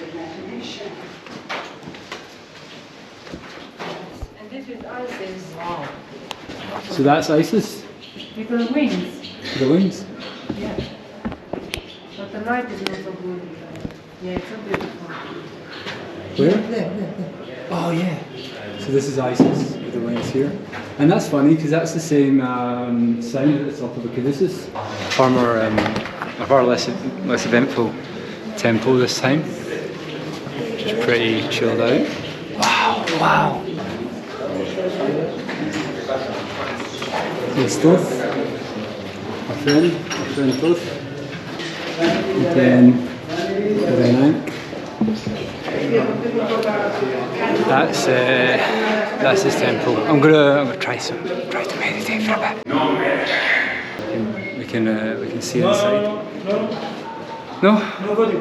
No video? No. Why not? No. Why? Find it? What's wrong? Outside, not inside, please. No video. Because I don't know, the noise had bad effect on the temples, because everyone speak, because it's closed area, closed side, and everyone speak with noise will make something bad effect on the temple. So no. Yeah. Okay. Yes. So must be quiet and silent. Are you under the sun?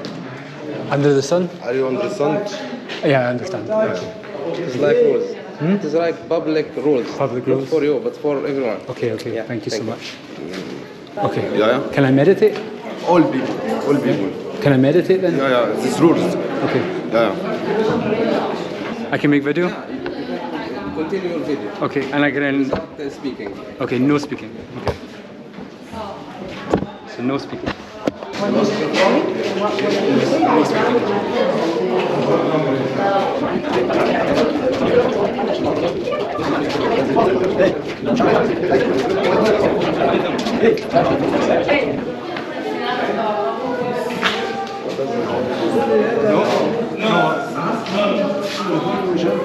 No? He said no speaking? You said no speaking? What's wrong? Excuse me? It's okay. Nothing, but it's enough, please. You said no speaking? Yeah. Okay, no speaking? Yeah, but that's enough. Maybe because you close your eyes and maybe they're thinking it's like in meditation or something, and it's not allowed inside the temple. I was trying to obey the rules. You said no speaking, so I didn't speak. Yeah. I said that before, but they are worried about you are closing your eyes, and this thing make them worry about what are you talking or what are you doing. Just thinking. Please, not thinking. Please. Yeah, I'd love to just understand what I'm allowed to do or not allowed to do. First you say no speaking, and second you say no standing still. Yeah, for me, just only no speaking, and you can make anything else. But for them, maybe they are worried about you are close your eyes and make them thinking about maybe it is like a meditation. What's the problem with that though? Because it's not allowed. Why? You need a permission like this.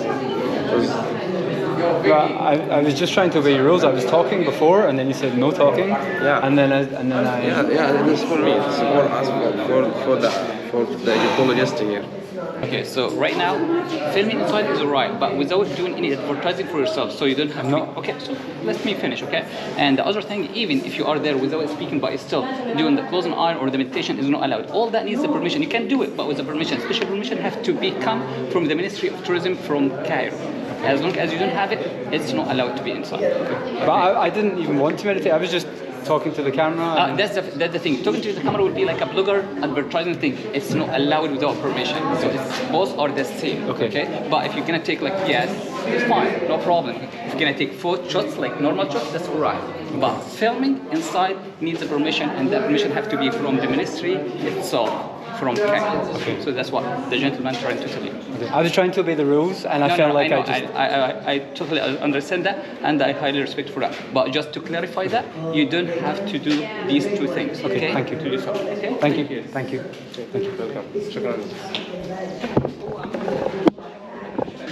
But you can see there's a lot of problems here. What? Not least my clumsiness. But yeah, you do one thing and they're like no, and you do another thing, they're like no. A lovely trip to Abu Simbel. Highly educational. They say no vlogging. Well, tough titties, pal.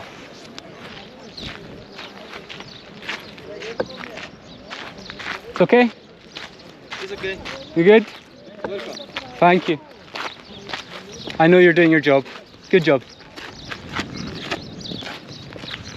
So this is what they were saying, the heart chakra in the first temple. So there's two chambers to the heart. You can see there's two chambers here. So got the upper chamber to the heart and the lower chamber to the heart. It's very quiet. Very quiet.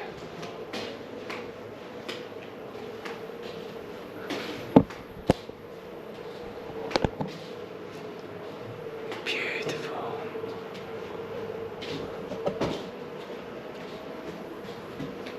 This is the bottom chamber of the heart.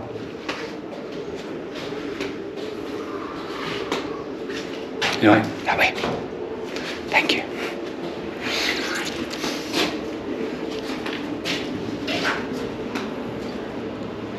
Wow.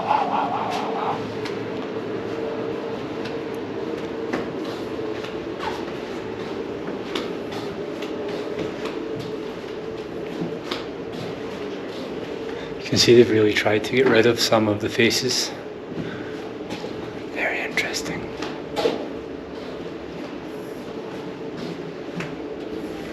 Look at that, there's bicycles. No, it's not bicycles.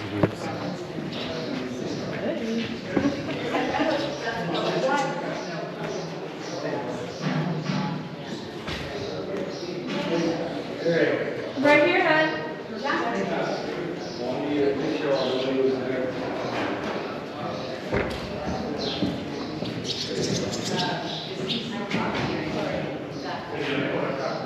There's the sacred Anunnaki sticker wall. That's how we got our inspiration for all those toilet doors that are in every single pub in our society, obviously. That's how we got the idea from, the Anunnaki. Goodbye Abu Simbel. You've been fucking wonderful. This is all over Egypt, all this stuff. This is not an ancient dumb society. Ladies and gentlemen, regardless of what you think, regardless of whether you believe in aliens or not, regardless of whether you believe we're a slave race or not, this is something much bigger. I love it. It's like most places have like tourist guides and tourist I don't know, helpers. Egypt has tourism fucking police. No, that's all they have everywhere. Okay, so we're just coming back from this place, from eating a meal where they fed us far too much food. It was very nice. And now we're going back on the bus. We've got a police escort still.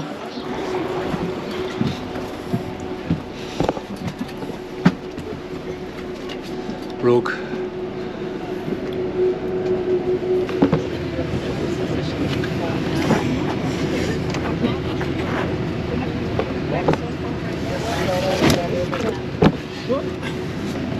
What do they think we're going to do? Really? Is there any need for those guns? I don't think there is, really. This is what we've been travelling through for about 3 or 4 hours. On the way there, and then on the way back. And as you can see, it's kind of just like pretty much a desert wasteland, with a lot of electrical. Alright, so we've arrived back at the homestead. Let's check I've got everything before I leave the bus. Yes. I think I do. Thank you so much. Yeah, all good, thank you. Have a lovely evening. Thank you, sorry. Welcome. Good night. Thank you. Just check, just put it in the camera in case anybody's that. But other than that, I think we're good. Thanks for keeping us safe, guys. Oh, can't wait to get in, and they're going to have the wee juice for us. It's going to be a different flavour. Oh, there's a wee doggy. Hi, doggy. Hiya. Hiya. Hiya. Yeah. You're beautiful. Can I give you a pat? Yeah. Oh, you're so beautiful. Shams now. Smells better than it did yesterday, that's for sure. Hello. Thank you very much. Wonderful, wonderful. Oh, we've got an occupied boat now. This is Media. Hello. Thank you so much. I will, thank you. Thank you, thank you. Hello. Oh, it's a green juice. Hello. Thank you. Thank you so much. I like the green juice. It's refreshing. Ooh, lemony. I thought I'd done my last video for today, but Jerry's going to do an activation, so I'm going to go down and do that. I'm not going to record Jerry, I'm just going to record me, so it'll just be me meditating. I don't know whether that'll be useful. Let's go. Let's go. People keep commenting that I look like I'm falling asleep. I know, I was thinking about That's because I am falling asleep.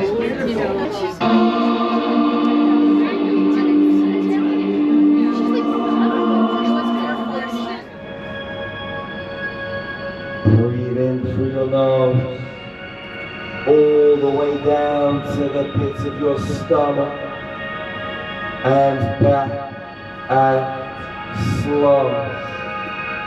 Swirling around the outside of your physical body like a powerful, high frequency, electromagnetic, crystalline, translucent, violet tornado. You start to breathe this frequency in And that's a wrap for today, I think, or at least that trip.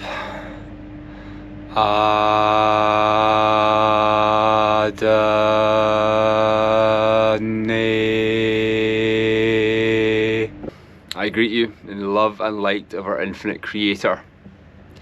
We're going to a special opening of the ISIS chamber today. So we need to get on a boat pretty soon. What are we going to do today? So it's about 4 AM at the moment, and we're on the way. We're on a boat sailing over to the ISIS temple. We've been downloading frequencies, uploading codes, doing our grid work through the whole tour, and what we're going to do is go into the ISIS temple. We've got special access, and we're going to do a sacred ceremony, download the codes into the grids, work with the temple here, work with some of the grid points, and just send a tsunami of high frequency code through the ley lines, through the grids, for healing, to replenish Mother Earth, the crystalline grid structures. Some of them that have been hijacked and damaged, we're going to clean and clear those and just elevate the frequency and send this kind of wave of consciousness out through the planet, you know, to our brothers and sisters around Earth. I think everyone's tired, no one's had any sleep. Yeah, and it's Ramadan for them as well. So. Yeah, they're all fasting. Yeah. And then we've got a mushroom ceremony later on today. We're gonna get back on the boat, sail down the Nile for a couple of hours. We're gonna go to the Komombo temple, go in there for an hour or two, and then back to the boat for a mushroom ceremony as we sail back up to Luxor, yeah. I'm very excited for that. Me too, bro. Yeah, I'm very excited for that. Maybe you need a hand here? Nope, You good? good. As long as there's a rail, I'm really good. Okay. I can't see anything. I've got a blinding white light in front of me.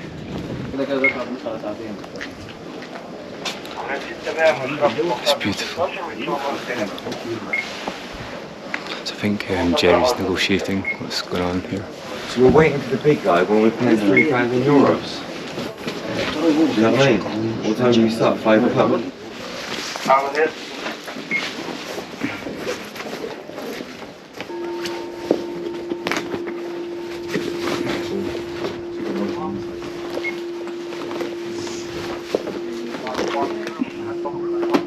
Outside, can we play? Outside, okay.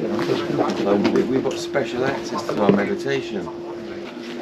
So are we allowed to talk in there? Are we allowed to meditation, talk, you can see open your heart, open your eyes, the normal meditation, yes. But without any instrument. Okay, are these guys going to stay outside and leave us alone? They're not going to be on their phones, they're not going to be shining lights? No, don't worry. I'm a director of the temple and another city. I was going okay, so you leave everyone outside? Not the first time for me to be here in the temple. Oh, are they going to leave us alone? Yes, in your meditation, you are allowed to talk. No one will be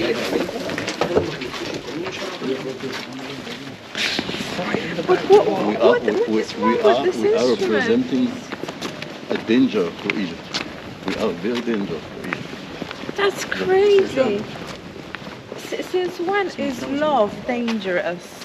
I mean, there is war in the world, and we spread the love out. Is that dangerous? How crazy is that?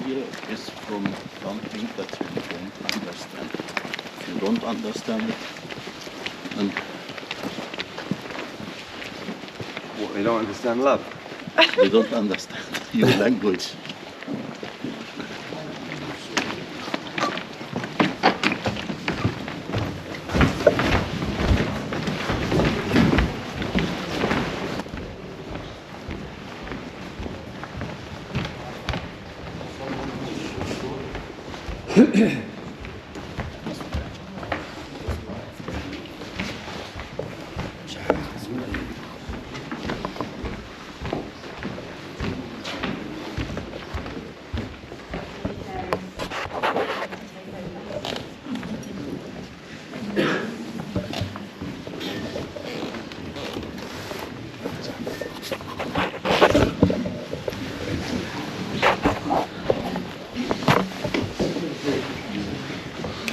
staff, but please get all those guys to make sure their phones are off and everything. Yeah. Will you Your go out? phones ringing. All of us will go out, but please, he said that's no photo, huh? We're not going to play any instruments. Okay. Shiariatuna shariatuku. Yariatuku ashamatiriekua. It flows through your heart, your lungs, your ribcage, down through every vital organ, rejuvenating and replenishing your physical body.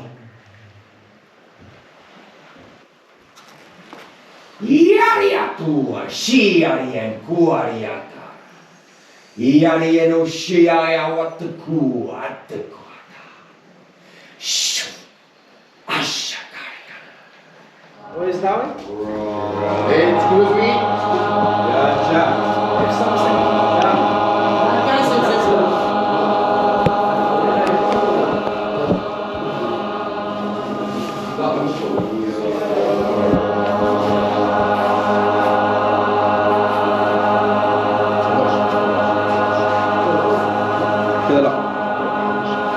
خش ولا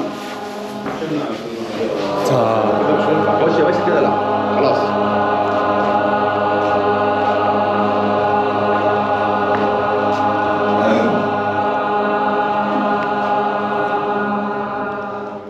Into your body, breathe them into your soul. Breathe in these crystalline gold. Feel the love. Just breathe.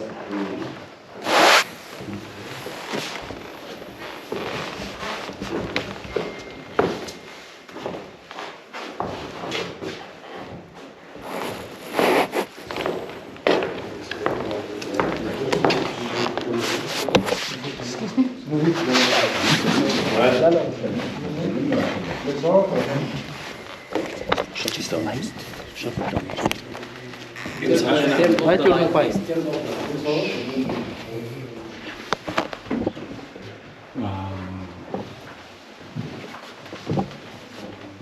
Let's see. So the police tried to take my camera, and Hisham, our guide, said that I had to give it to him. So I had to say, like, I'm not going to cause trouble. And he said, well, the police will take it. I'm like, well, I'll take that risk. But yeah, as you saw, the police tried to stop any of the chanting, any of the stuff that was going on there. So I need to be careful, make sure they're happy.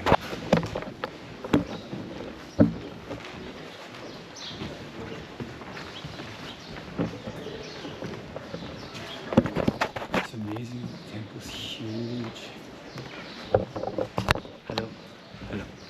Thank you. Thank you. Oh, it's bright out here. The sun's arisen. Wow, so amazing.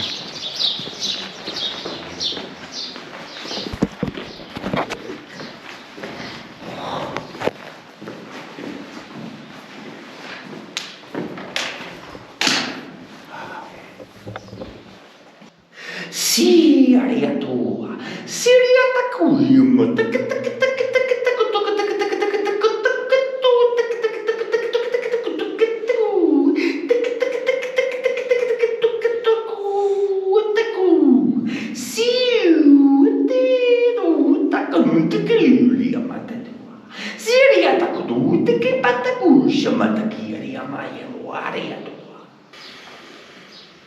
Shayana Shakumari Shiki Kia Kayana Shatumaki Kia.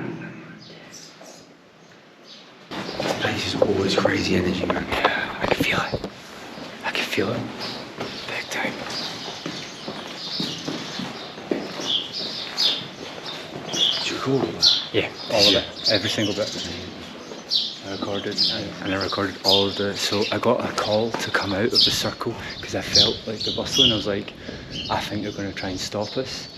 And I came out of the circle, and I was able to record them all just clambering over, like just like trying. There was 10 of them taking photos and stuff like that, like with videos and everything. It was really interesting. Yeah. There's one guy that's really out for me, and I'm like, oh, I need to like make friends with him, but I don't know how. But yeah, it's nuts how. And then Hisham took my camera off me, so. But I was able to get it back. I said, look, I'm here to take videos. So I just had a conversation with the detective, really nice man, and he said, look, if you want to press charges on the guy who grabbed you and your camera, just let me know and we can do that.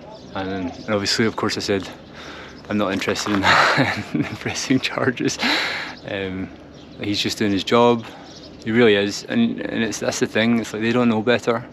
They don't see it, and it's okay. Like, but for me, I come here as kind of an observer, as a compassionate observer, really. And that's the funny thing. I think a lot of people in life would just do that, just for something to do, bother people. Like, not even a single part of me was like, oh yeah, let's do that, because he doesn't know better. He's been taught one way. His paycheck comes from a place, and he's had it out for me. He had it out for me yesterday as well. He was on my tail, and this is the funny thing. It's like you don't meet anger with more anger. You meet it with love. So I send my love to him, truly, and yeah, I think Jerry's right. Like, people are coming around. The detectives seem very, very genuine with what he said. He said, I've been on the website, I'll talk to you guys, see what you're doing. I know that what you're doing is not like evil or satanic or anything like that. And I think what's really interesting over here is you can see it's a facade, like it's a facade of bricks, which is crazy. Like, in a lot of ways, like it doesn't make sense. Like, why is that a facade? What was that? A new part of the was that a new part of the temple, or just something that they couldn't be bothered hauling bricks up? Because it looks like cement covered in, some kind of facade. But the whole thing does, really. Oh, it's a little kitty cat. Hello. You come to say hello?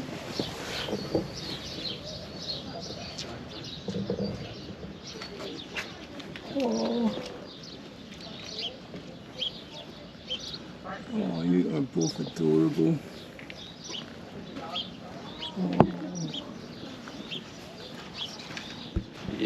Just this whole thing, it goes on and on forever, and it's all across Egypt. How did people do this? Well, it was certainly not with chisel. I think it was with chisel. Just look at any of the attempts to try and unchisel it. This is the thing. Just like basic common sense. Look at this. You can see they've tried to get rid of so much of it. It's willful destruction, and you can see it's all there. They tried to do that. So if they could make this with chisel, why couldn't they unmake it with chisel? Well, the answer is that they didn't make it with chisel. They made it with thought. Probably using crystals, probably harnessing the energy of crystals and carving that in to the stone.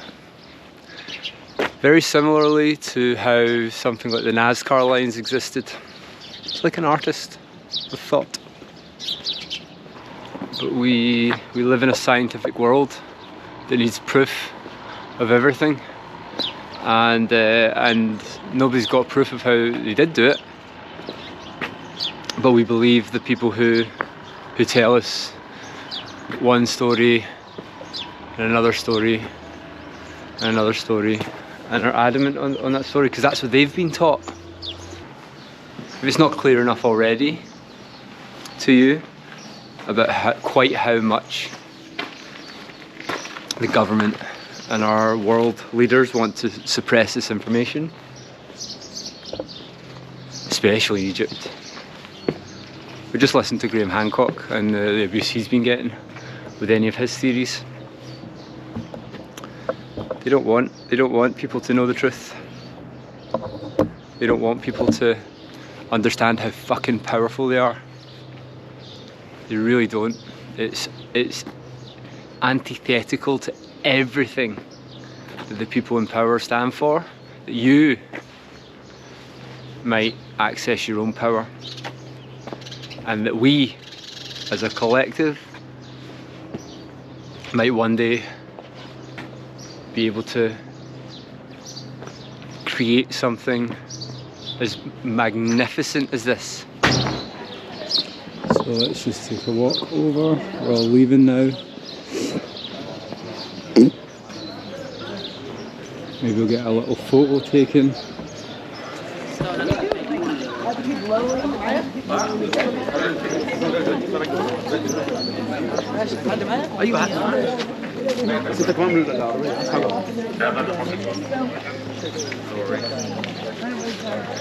Offered to borrow one down the hall, but you didn't.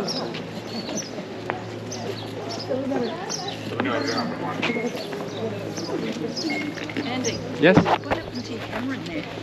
You tried to take it off me. Okay. Sorry, You but tried to take it off you today. yeah.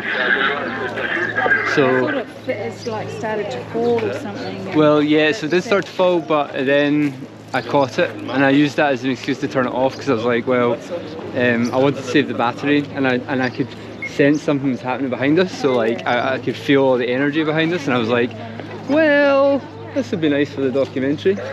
So it's much brighter than it was earlier on.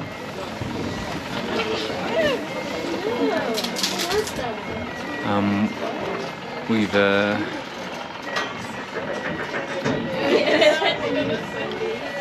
rid of the things. That there's a guy over there. It's a really nice man over there. I like him.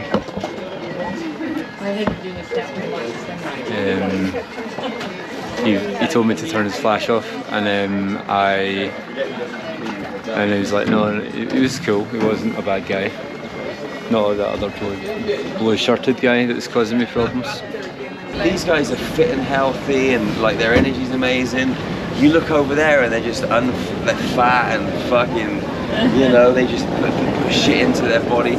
Two completely different types of beings, you know? Yeah. These guys are pure and those guys are just all fucked up. You know what I mean? Just a boat of lizards, you know? It is, you know? Boat of lizards.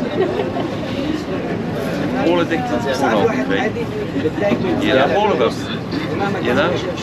None of them are making love to their missuses. They're all wanking and masturbating, you know what I mean?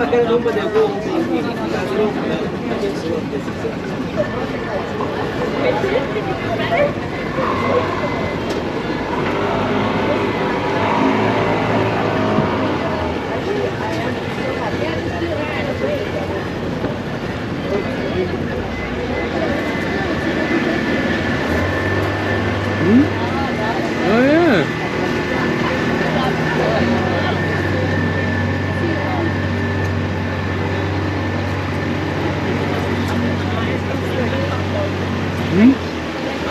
Yeah.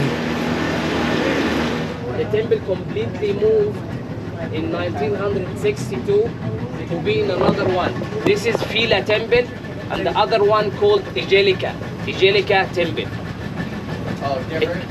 It's different names. It was a hard work to move the whole temple to put it in the other side, just using the technique to make outer casing or to make an enclosure wall by metal sticks like this to cover or to block the water, and then use sand to put it inside to absorbing the water to make the whole area dry, and after that start to cut the whole temple and directly by numbers to take this small blocks to put it in another one. This was the first challenge. The second challenge, when moved the whole temple in the original place, they found the measurement of the other one is smaller than the original. That stop and makes expanding of the another island to be fit for the whole temple. Can't have it, Hasham. Mine. I want only to. I know. I knew that. They were very nervous. That you It's are. the blue guy in particular, the guy in the blue shirt. He manhandled me yesterday and today, and it's like he's got no real right to do that. Like, it's him that's causing the problem, right? Like, if you think about it, they're causing the problem, making it my problem, but that's not really. That's not really okay, right? Like, I'm not doing anything. You get afraid that you are filming them. There's a very standard trick that I've noticed that they take you into somewhere, and there's always a lot of shops at the end, and they guide you through the shops. But there's always very nice incense and stuff like that going on. Oh, he doesn't like being filmed. Me and go away. I would do 5, thank you. No, I would do 5.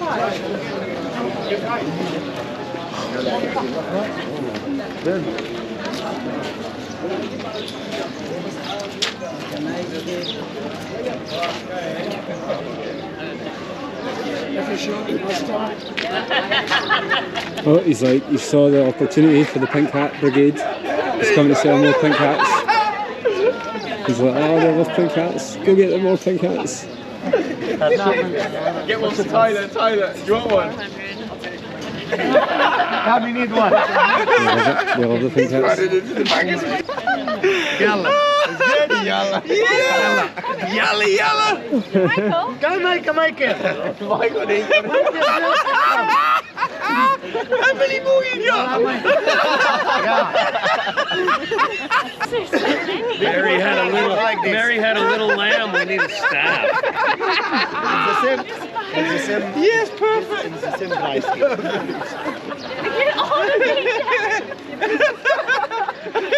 the Kelly needs one. Come on. We should get the police officers some. Oh, man.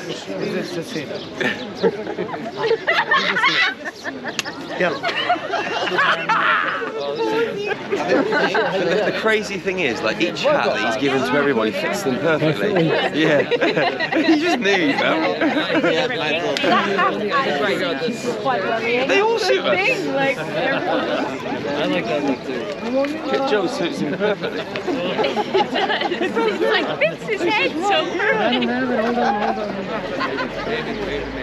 You're looking very fetching, Jerry. Yeah. Fetching.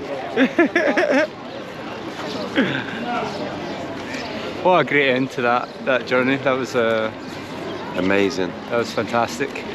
Raising the vibration with high humour, joy, exactly. laughter. I'm keeping this. Medicine, man. I'll go keep this forever. So it looks like the mushroom ceremony will be quite late tonight. I'm not going to take much mushrooms because I want to check out the vibe. I want to make sure it's safe and yeah, I've never done mushrooms in this environment, and there's a lot of energy here.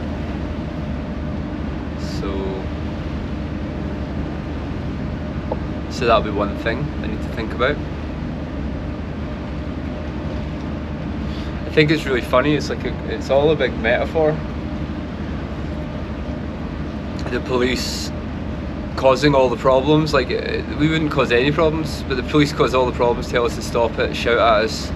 Break up the meditation. Break up the practice and do it with force and do it with anger and do it with like a lot of shouting and that, and then like start taking my camera off me and start looking at me suspiciously, and it's like and the amusing thing is, like, I'm pretending to look at them suspiciously. I don't really care what's going on, but they're like actually looking at me suspiciously. I'm just doing it as I'm just like doing it as a mirror reflection to them. But I can't access that part of me, or don't access that part of me that is in any way afraid of them, Little. They've chosen to use this life as a joke. They've been given a divine spark, and they've chosen to surrender that divine spark to other humans. And I was dumb as well, that's the thing. I'm not saying that I was any better. It took me a while to snap myself out of it, but until I was about 11, I was just, okay, this is a religion I have to do, this is what everybody's telling me, because they really cared about me. And I'm sure that that guy and those people have the same. But the problem is, I'll tell you one entity that doesn't care about you. Well, first of all, your religion does not care about you. Your religion cares to control you. If your religion works for you, then great, keep at it. But the government does not work for you. Look at this country as an example. And I'm sorry for everybody who's spent their whole entire life getting told tales of fear, tales of terror from your religion. It's not right, it's not fair, and I'm sorry that that had to happen.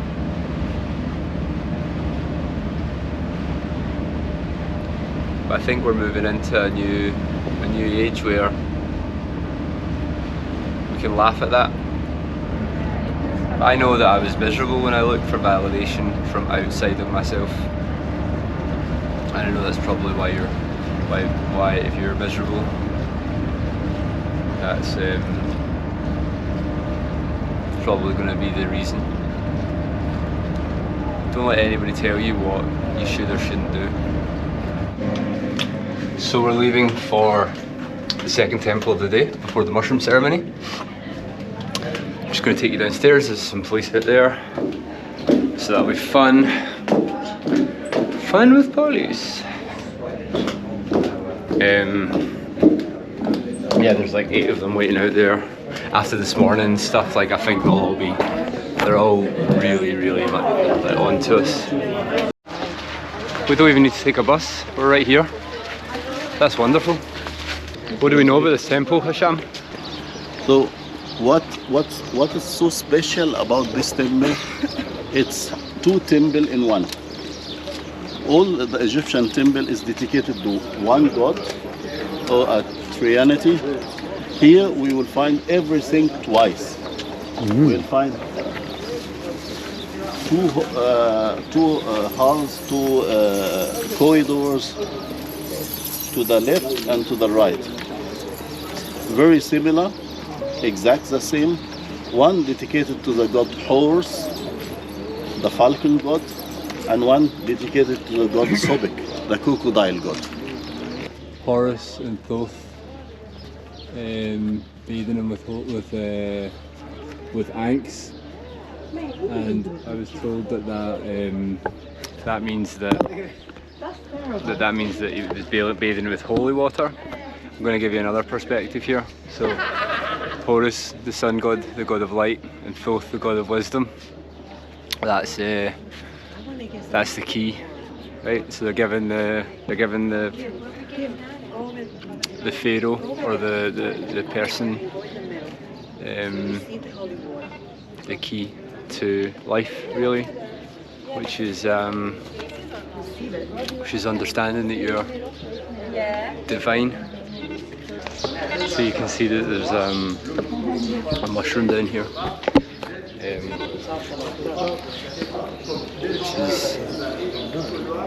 which is really funny, because we're doing a mushroom ceremony today. Let's point upwards. Let's see how big it is.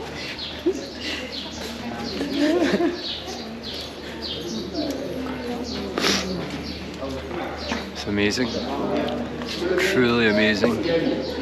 You really got to think about how much effort was put into these things at all levels. I think there's an interesting thing that comes to mind for me is like the other day you said that there's good and bad, or like good and evil within all of us, and this is the temple of good and evil.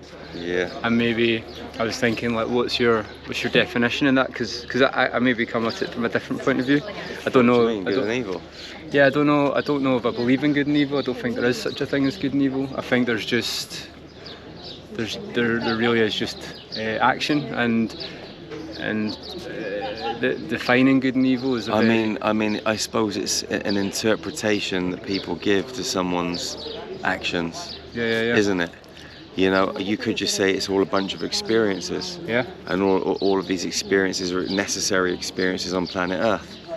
And then you got to start breaking it down because, like, you know, you've got women out there being raped, you've got babies that are being eaten, you know, and they're adrenalized, blood drunk.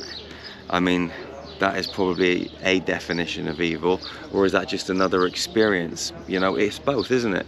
So it really depends on where you stand in all of this. And maybe we need the contrast to expose us to the extremities of both, so we know where we want to be on the scale, and that's in the 0 point, you know, bang in the center. You know, we don't want to be too much into the light, we don't want to be too much into the darkness, we want to just alchemize it all like we were saying yesterday. But there are some nasty things that happen on the planet, but again, nasty is just a word. It's maybe subjective as well. You know? Yeah. Because the way I think about it is like any of these things happening from races that are other than us, or races that have like co-opted our own race. Like, you can look at it from a perspective of we do science experiments, right, on rats, right, and to the rats we're a bunch of evil maniacs, and it could be the same for us, right? Like it's yeah, and that's another way of looking at it. There's so many different levels to this, and there's so many different perspectives. If you go all the way back to Avion, when they set up the very first Garden of Eden, I mean, we're talking like almost 4 billion years ago. Yeah.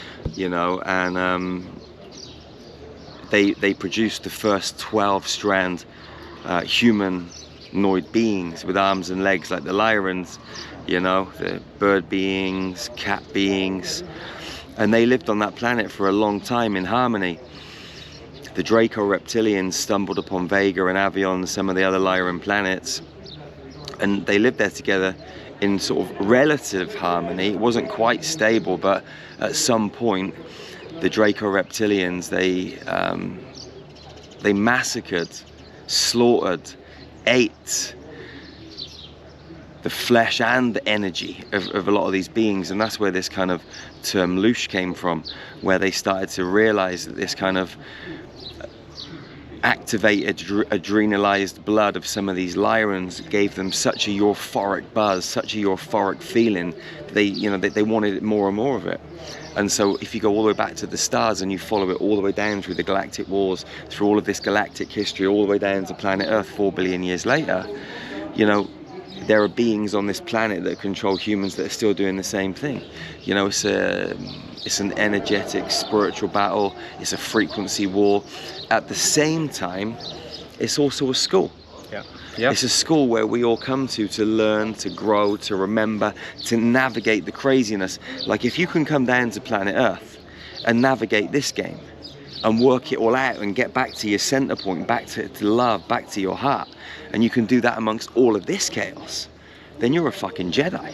Exactly. You know what I mean? So it is the best, one of the best training grounds in the whole of the universe. Yeah. You don't get this diversity in lots of other locations, in lots of other planets. You know, this kind of chaos, mayhem, diversity, extremities of dark, extremities of light. I mean, what a place to explore.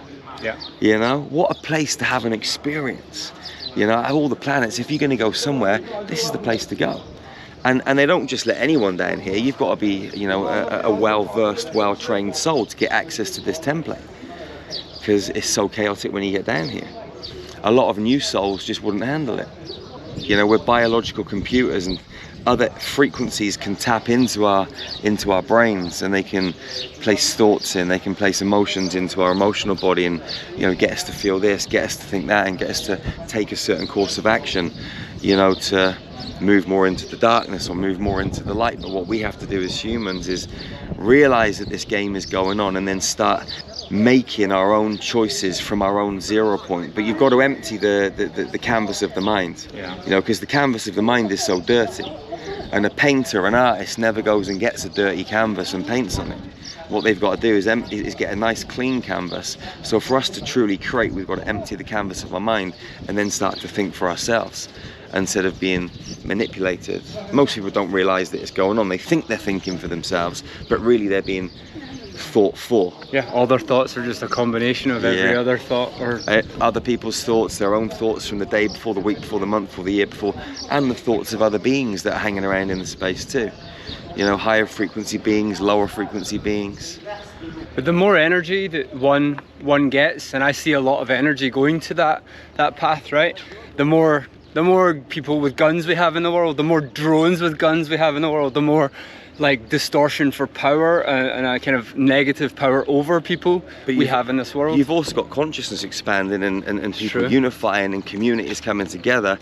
If you look at this kind of conscious community, this elevated high frequency community that is searching and seeking for more knowledge and realize that our history is false, they're out there in the world and they're remembering who they are, discovering who they are, and they're stepping into their power and out from the manipulated reality. They're realizing that we're living in a holographic construct.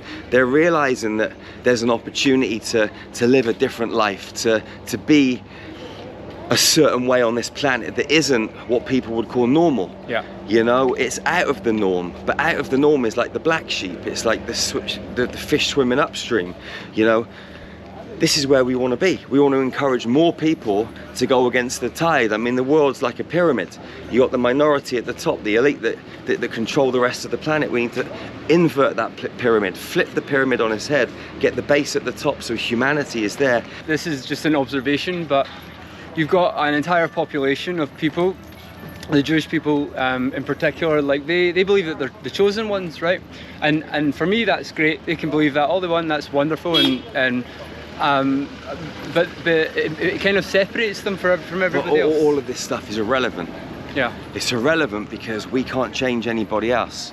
All we can do is focus on ourselves. Yeah. We can raise our own frequency, and as we raise our own frequency and open our heart and expand our own consciousness, we're going to naturally gravitate towards, or other souls like that are going to gravitate towards us, and we're going to naturally unify. It's not something we can force, it's not something that we can kind of control. We just got to let it evolve. Yeah. But what we have to do as humans is just allow ourselves to raise our own frequency, do our own inner work, and then off the back of that, as a byproduct, you know, we're naturally going to come together, or not. Either way, it doesn't matter. Yeah. You know, it really doesn't matter. Nothing matters. It's just energy, it's frequency. At some point we leave our body, we go on another journey, or we continue our journey in another body, or we return back to source, or we go to another planet. It doesn't matter, it's just one continuous ebb and flow. Good evening. A quick sunset intention setting for this mushroom ceremony. I'm not going to take the camera in. It feels very personal to take that into a ceremony. But yeah, my intention is to connect with my higher self, connect with the teachings that I've been exposed to, and to lean into my known future. And if I'm honest, maybe have a little sleep while I'm at it, because I'm fucking knackered. That's about it. I just wanted to take the time really to do that before the ceremony begins. Okay, so we've got work to do in the morning. I guess a quick update. So the ceremony's over, but something very interesting happened in the ceremony.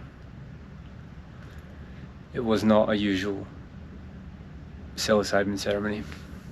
Because when you're surrounded by a lot of peaceful, loving people, and you're going to a psilocybin ceremony, which you've done many times, it might not occur to you that there's something incredibly dark. A few things started the ceremony telling us all, putting a lot of spells into our mind, like about snakes and about fears and about like psilocybin being about shadow work and stuff like that. Now that's fine, but that's not really what I've experienced with psilocybin before. Psilocybin is very helpful medicine. It's a very beautiful medicine. It's also impartial, right? This is a key thing. The ceremony started off, we all drank, I had 2 grams of psilocybin. And I had a very nice journey for the first hour. But then something very interesting happened. I asked for rapé, which is customary in a psilocybin ceremony. And that's what I believed I was going to be served. What occurred was something very different. I was subjected to an initiation rite which I did not approve of, I did not accept, and I did not agree to, against my free will. Now, the good thing is, I protect myself with light every day. I channel light. For me, I perform my own magic. I work with my own energy, and I protect my energy very well. There's a few things here. We all had to bring our own bedclothes down and take them back up. So, as a consequence, Jerry sat and several people, so 4 people around my bed. Okay, I'm getting the signs to not talk about this. I have stripped my bedclothes, and they are all in the bathroom. I've cleared myself with sage, and I've cleared myself with Palo Santo. I'm not ready to talk about what occurred, and I'm not sleeping in the same bedclothes. They are, and I'm going to have to get rid of some of those clothes as well, but yeah, they're all in here. So I'll talk about it when I get out of Egypt. Until then, I'm going to wake up tomorrow, act as if everything's cool, and I'm going to leave the trip. Now, looking at the previous footage, you will think, Andy, what were you getting yourself into? And in hindsight, you'd be right, dear viewer. In hindsight, you'd be right. But I'm a big believer that everything happens for a reason. I only send love to all of the beings, all of the people as part of that ceremony, and I send love to Jerry, I send love to Josh, even though Josh came up to me, and in fact, I did clear my space, and Josh came up to me and said, I'm sorry for not getting out your space, because he knew that I had cleared them. He knew that I did not want them in my space, and I did not approve of such violation of my energetic space.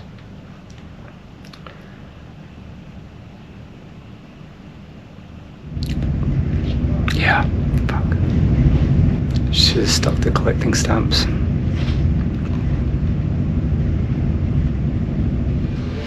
So I'm at the airport. It's been a long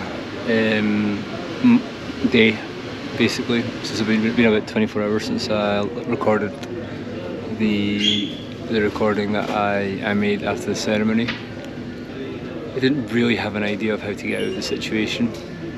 In the morning I was still quite frustrated. that a ritual had been performed without me really knowing that that's what that was.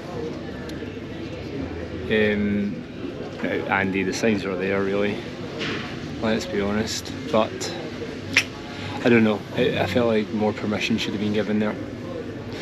Regardless, I was looking at this and I was like, I've got two options. I go to Jerry to say I want to get out and I need to deal with him, and that wasn't something I was willing to do. I hadn't quite got my mind around what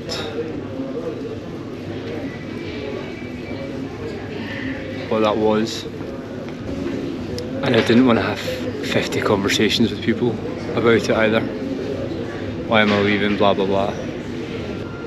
The problem is that Jerry, to do that ceremony and to show himself to me, right, to show what he is to me, and we'll get to that later because I've not talked about it yet. To show what he is to me took trust, and whilst I value that trust, and it's a lot, right, for me to see it, because you can read about this stuff,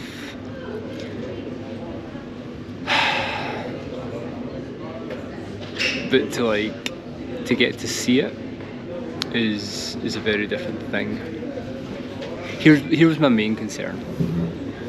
I have got a lot of footage, and the problem is the tour leader Hisham and Mustafa, I don't think they really know what's going on at all.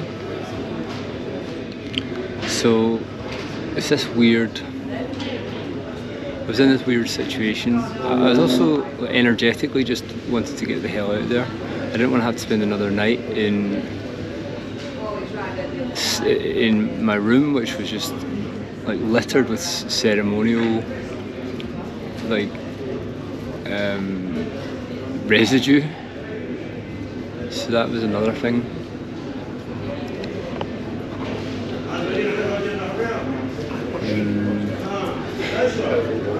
But basically, I considered phoning my mum, and then I pressed the phone button, and then I was like, oh well, it's phoning. Maybe I'll just say to her, can you help? I didn't want to worry her, so I was like, oh no, I'll ask my uncle, because I know he used to work at embassies. And I was like, and then I messaged him. I was like, look, I'm not sure I'm going to be able to get out of this boat very easily. Is there any way that the embassy can help me find safe passage to the UK? And he was like, well, I don't think he could help. So then he told my mum, and then my mum started worrying, and then my mum sorted that out. So I got a call from the embassy going, what's going on? And then I said something I shouldn't have said, or not I shouldn't have said, but basically I was trying to explain what's going on, which I will later on, but I need to process some of this stuff. So for me, it's like, if it's hard for me to process, then I imagine talking to some person at the embassy, it would be even harder, right? To be like, oh, I'm trapped at a lizard worshipping cult, and which is basically what I'm going with. However, I would say that most people in that environment didn't know that, and don't know that yet.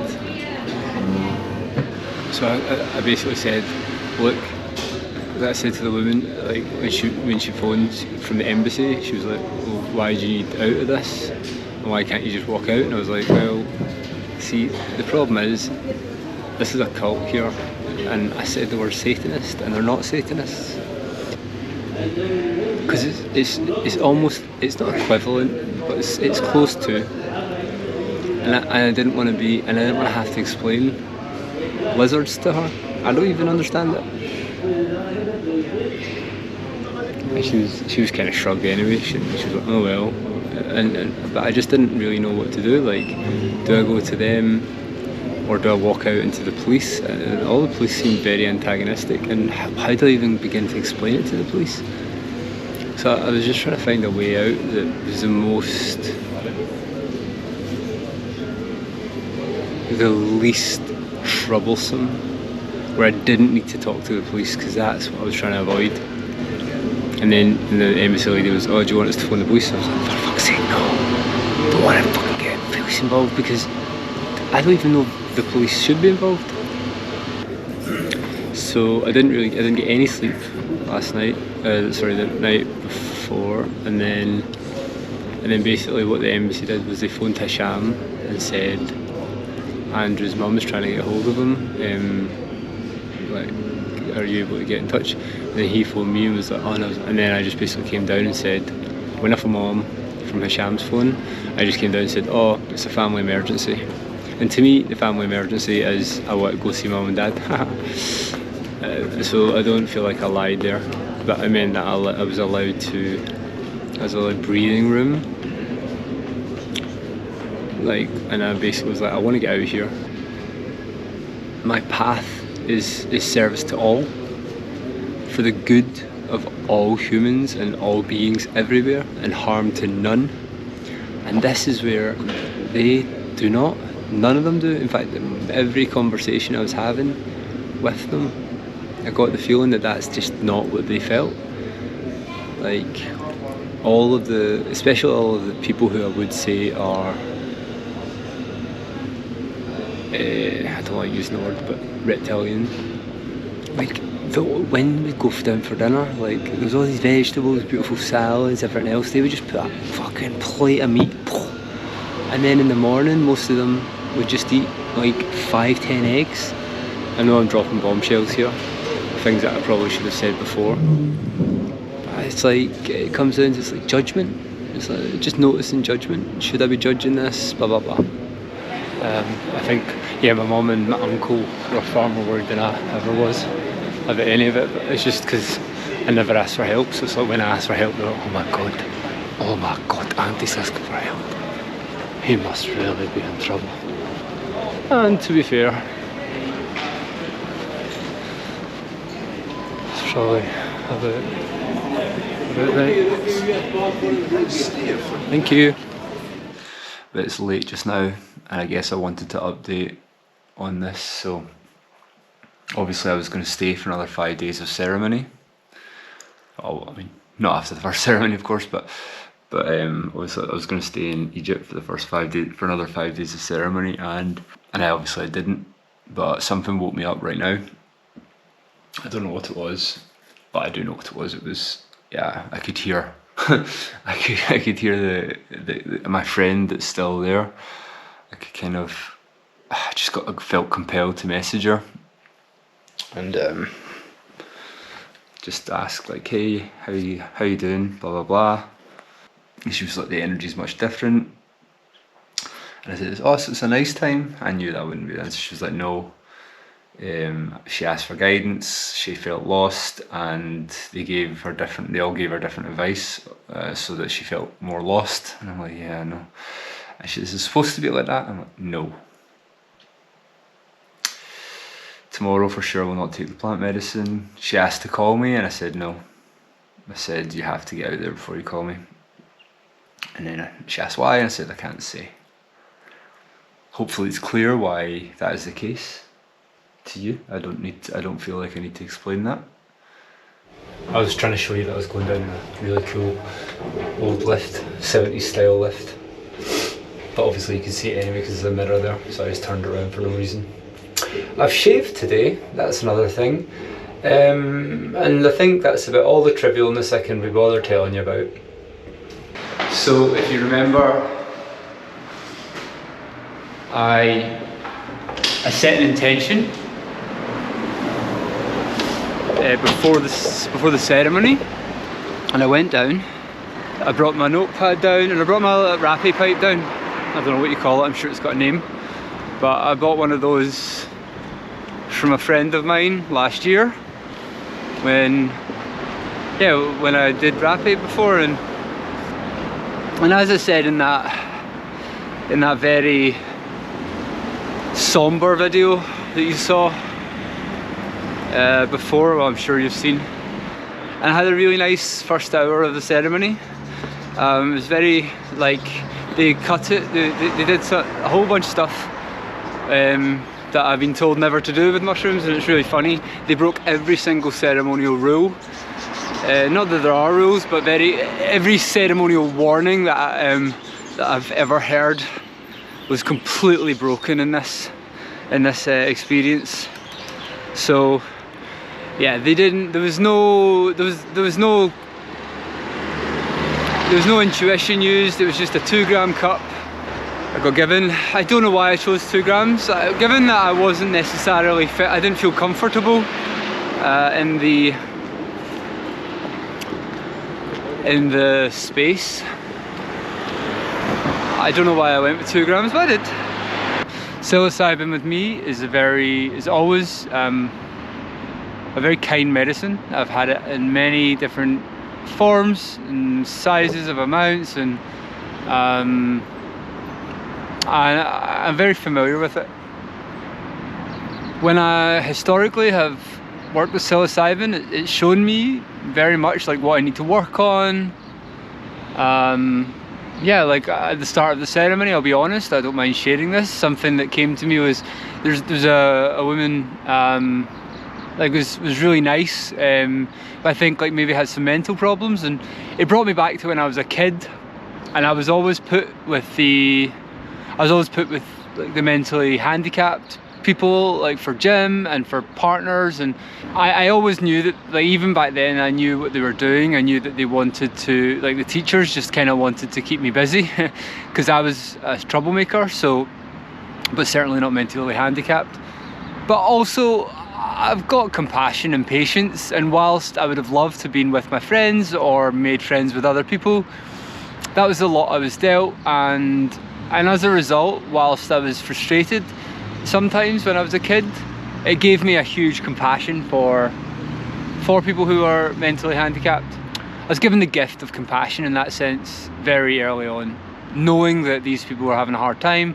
The mentally handicapped woman next to me just kind of brought all that up for me, and I remember just sending love to all of those people that like I grew up with, and like hoping they were doing all right now and that they were having a nice life and that kind of stuff. So that's really where it took me, the beginning, and then I had a nice journey with that, right? Like a really nice, compassionate, loving journey, and then I set the intention for the rest of the journey was to send love to everybody in the room. At some point, I needed to go to the toilet, and I got up and went to the toilet and thought, I know, like I'll ask for some Rappi. So Rappi is a sacred tobacco. Not like Mapacho, like they were all smoking in the middle of the street. It's a powdered tobacco, it's a snuff, so you take it in your nose. And I've done this many times. In fact, I had my own Rappi pipe with my own Rappi that I used as well. So very familiar with it, and it's not a psychedelic, it's just a very grounding medicine. So I sat up in my bed and waited for the Rappi to come round. Jerry came over, said, have you done this before, blah blah blah, and I said yes, and then he said and I said, but I'm happy for you to serve me. Right now, all I said was I'm happy for him to serve me Rappi. I did not accept any initiation ceremony, I did not accept any initiation spell, and I did not accept any external involvement upon my personage, and I need to be very clear about that. So what happened was, I could sense that somebody was recording me on the left. Joe was in front and standing to the right of Jerry, I think. Jerry took up a lot of space, and then Josh, Jerry's brother, was behind me. Now, what then occurred was not a Rappi ceremony, it was something very, very different. Jerry took the Rappi or something and put it on my face, so smeared it like this and down, and then like this, and then on my cheeks, and I thought, oh god, this is weird. And at that point I thought maybe something's going on here that shouldn't be going on. But the other part of me just said, well, I'm here for like, it won't take very long, because rappy is normally about a 5 minute, it will stay with you for about 5 minutes. And I thought, well, it's here, it can't be that bad, I've done this many times before. And I was a bit wrong about that, haha. Because yeah, what happened there was not a rappy ceremony. It was something very specific to Star Magic. It was certainly magic, and magic was involved in it. What happened was, after I was served rappy the first time, it was a lot of rappy, and also it was clearly not just rappy, there was something else. Whether that's physical or ethereal, I don't know. When I say ethereal, I mean whether that was just whatever energy Jerry or whoever had put into the rappy. I can't tell you, I don't know. I don't claim to know anything, and I hope that's been clear throughout. I can be suspicious, I can have theories, but I know very little in the way of this whole thing. Then he tried to serve me up my second nostril, and I blew it back at him by accident. I was just very, very shaken from the first one. But I know that when you do a rappy ceremony, you should do it in both nostrils. So I took it in the second nostril again. And then he performed some of his light language on me, and pressed up against my the back of my neck. When he did that, he then put his third eye to my third eye, forehead to forehead, and revealed to me physically or energetically that he was a shape-shifting lizard. And that was very clear, right? There was no ifs or buts or maybes about that. That was 100% showing me who he was, showing me what he was, in a very trusting manner. I want to be clear, I don't even know if he did it to scare me, because I can't be scared. I have no fear of this. What I did when I saw it was I raised my eyebrow and I said, I need you all to leave my space. And I did that. And then Josh did not leave my space. And I asked Josh again, and he did not leave my space. Joe took a step back, but again did not leave my space when I commanded him to. Jerry took a step back and watched me. He was in semi-lizard form throughout the ceremony, I should say, throughout this ceremony, to me. Now, I don't know how it works, right? So I don't know if he was showing that to everybody, or if he made a specific intention just to show me that. I'm 100% convinced that everybody involved in watching and participating knew what Jerry was. Josh tried to give me the bucket. I said, Josh, please get out of my space, leave the bucket with me. And he didn't, and I said, please get out of my space and leave the bucket with me. And I said it like 3 times, and but again, I wasn't angry, I wasn't afraid. I didn't believe in reptile people until 48 hours ago, okay? I thought it was a fringe conspiracy theory, and I had no reason to believe it. And neither do you, by the way. I'm not telling you to believe it. You can believe me or you cannot believe me. It makes no difference. So when that happened, I laid back in my bed, and what I saw was effectively sacred geometry on black. So rainbow sacred geometry on black. So whenever you do Bufo, which is the toad psychedelic, it's a 5-MeO DMT. Whenever you do Bufo, you will get a very bright light consciousness appear to you, or you get sacred geometry appear to you, like the flower of life. At least that's what's appeared to me and most of the research I've done. So it's a very consistent experience when you do Bufo. When I lay down, what was clear was that there was a spell cast, and it very much felt like that.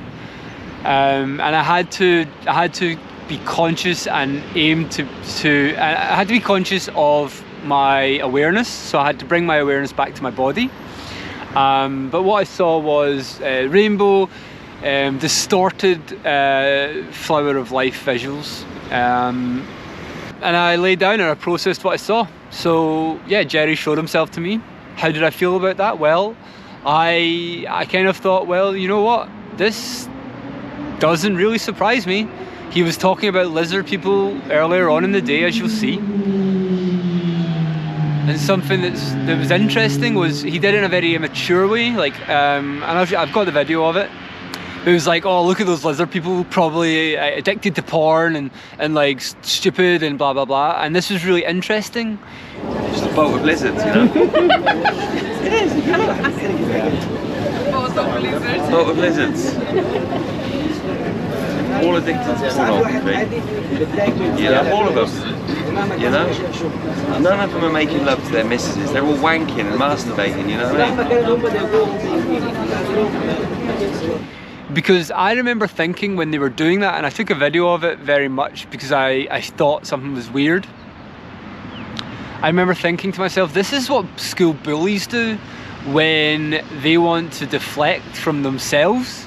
But anyway, I remember thinking all of this and being like, well, that makes a whole lot of fucking sense now. And that's kind of all I thought. And then what I did was I went, I feel like a ritual has been performed on me that I did not consent to. So for the entire rest of the journey, what I did was I left my bed, walked out of the room and got a quiet space, and I repeated the mantra, I do not accept any rituals, spells or initiation ceremonies or incantations placed upon my personage. I do not accept, and it says, like, I basically repeated that. And I felt totally fine, but I felt also that I needed to be very clear, right? Because when you're emotionally clear and your emotional body understands that, then like it helps you. It helped me certainly process what had happened, right? So this had been done, and this had been shown to me. Me personally, I don't feel like the whole room would have seen it. I think it was a very much like he chose to show what he was to me because he trusted me. You need to understand that before this moment, I knew nothing about lizard people, and I kind of didn't even believe that they existed. I then went upstairs. So then after the ceremony, after I was allowed to go and they let me leave early, I was very calm, very matter of fact. Ultimately, I've been reading about esoterica for the last 2 years, and whilst lizard people did not appear in what I'd read, a lot of other things did, and it's made me very open to what occurred there. I stayed out of the ceremony room. I stayed within my own energy. I protected my own energy. I put up a big ball of blinding white mirrored light around me, and I just stayed within my own energy and didn't let anybody else get involved with that. And I went upstairs and I lay in my bed and I thought, oh fuck, I brought up all of this stuff from the ceremony. I really need to stop. I really need to get out of all of this. So I got rid of my clothes. I put all my clothes and the bed clothes into the toilet, just kept them out of the room, and completely saged the place and used Palo Santo on the place, and also cleared my own energetic and physical body from any negative entity attachments.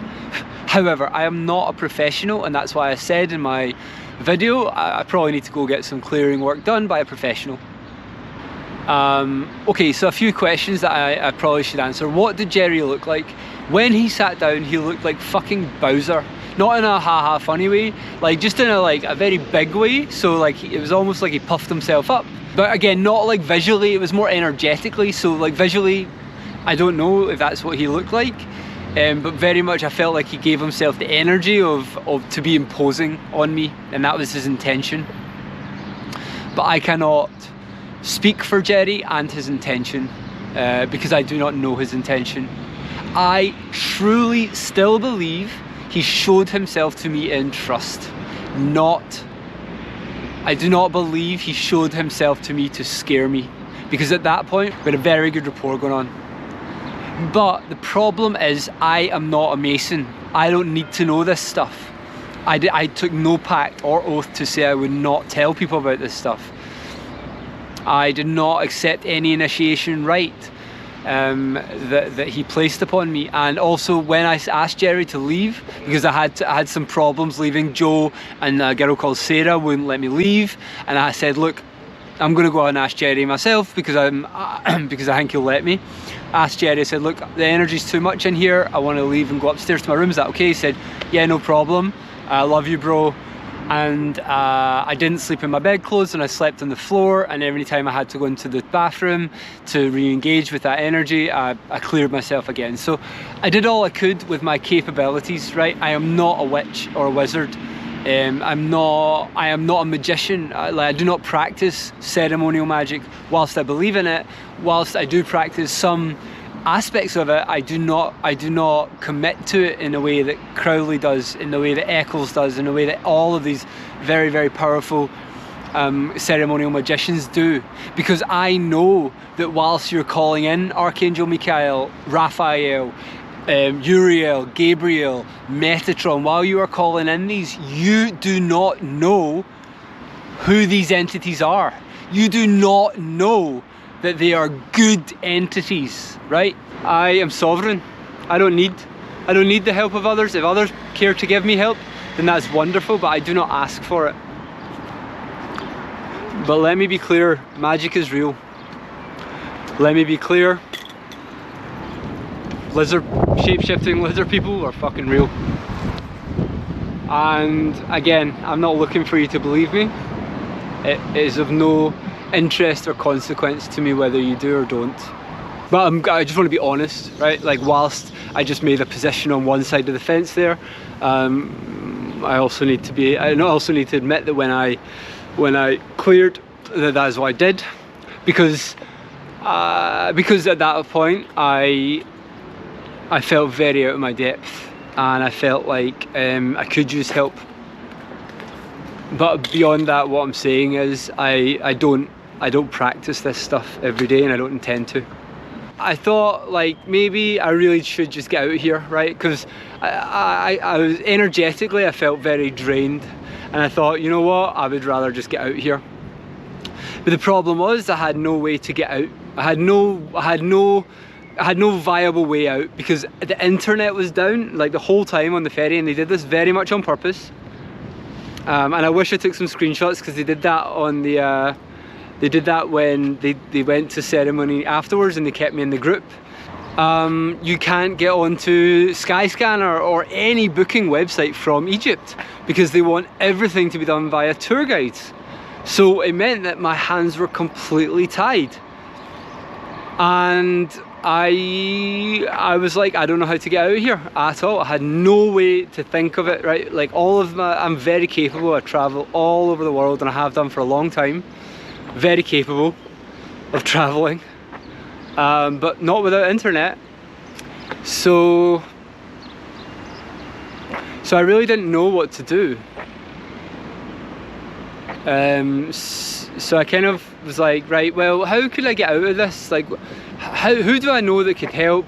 And my mind came to my uncle, who used to be an ambassador to Saudi Arabia, to the EU. And I thought, well, he speaks Arabic, I'm sure he's dealt with Egypt, and he's dealt with consulates and embassies, so maybe I could just like message him and be like, how do I get safe passage out of Egypt? Because basically, well, I'm in trouble. But I didn't put it like that. I said I was held against my will. Now, was that 100% truth, Andy? No, because I hadn't made the attempt to leave. So if I have one regret in this, it's saying that, like, basically my biggest worry was having to stay there another day in the same bedclothes, right? And it's all comes down to circumstance, right? If I didn't need to sleep in the same bedclothes as that ceremony, would I have wanted to leave so quickly? No, I wouldn't. Would I have felt the urgency to leave in that way? No, I wouldn't. If I was able to access the internet, would I have put it that way to my uncle? No, I would have just booked the fucking flight out there and walked out. If the police hadn't been following us for that whole time, would I, like, and were always there when I wanted to leave, and it wasn't such a controlled environment, would I have bothered with this whole situation of getting the embassy involved? No, I wouldn't. I wanted to leave when we docked, and that's what ended up happening. The tour operator booked me a flight from Luxor to Cairo the next morning at 5:30. I stayed in a hotel the night before, and I was up early. My mum was following me the whole way through. As I found out later, so was the consulate.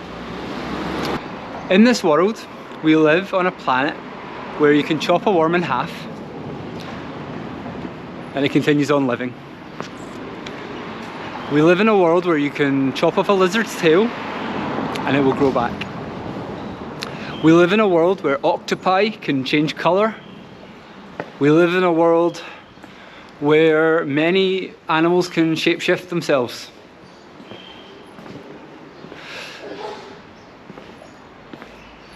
So suspend your fucking disbelief if you don't believe that, if you believe we're the most advanced beings that's ever walked the face of this earth. If you don't believe we're slaves, then you're fucking deluded, because we are slaves. Yeah, I don't have any hate for any of the team at Star Magic. I don't have any wish for harm to any of them, including Jerry as well. Like I said several times, my belief is that Jerry showed himself to me because he trusted me and he liked me. Before he served me Rappy, he said it's an honour, and I felt like he meant it. But I also do know that I don't think he's capable of the love that he espouses. I almost think it's just a word to him, and therefore we must be careful around these beings. Any meditations that are talking about extraterrestrial beings coming down from planet Zargon, or they won't talk about Zargon, but they'll talk about the Pleiades and the Arcturians and all of these things. Stay the fuck away from it. You don't need any of these beings. Don't call them in, because you don't know their motives. They are not here. They're not here to help you in that way. They probably are helpful and they probably do care about you and humanity, but the problem is humanity needs to get there itself. Watch your thoughts, connect to your body, connect to your senses. Understand the power within you. Understand that you are electric, that you are magnetic, that you are amazing. And these are words that Jerry used. But where Jerry and I differ is that Jerry's a shape-shifting fucking reptile and I'm not. On that note, I'm out. I love you all.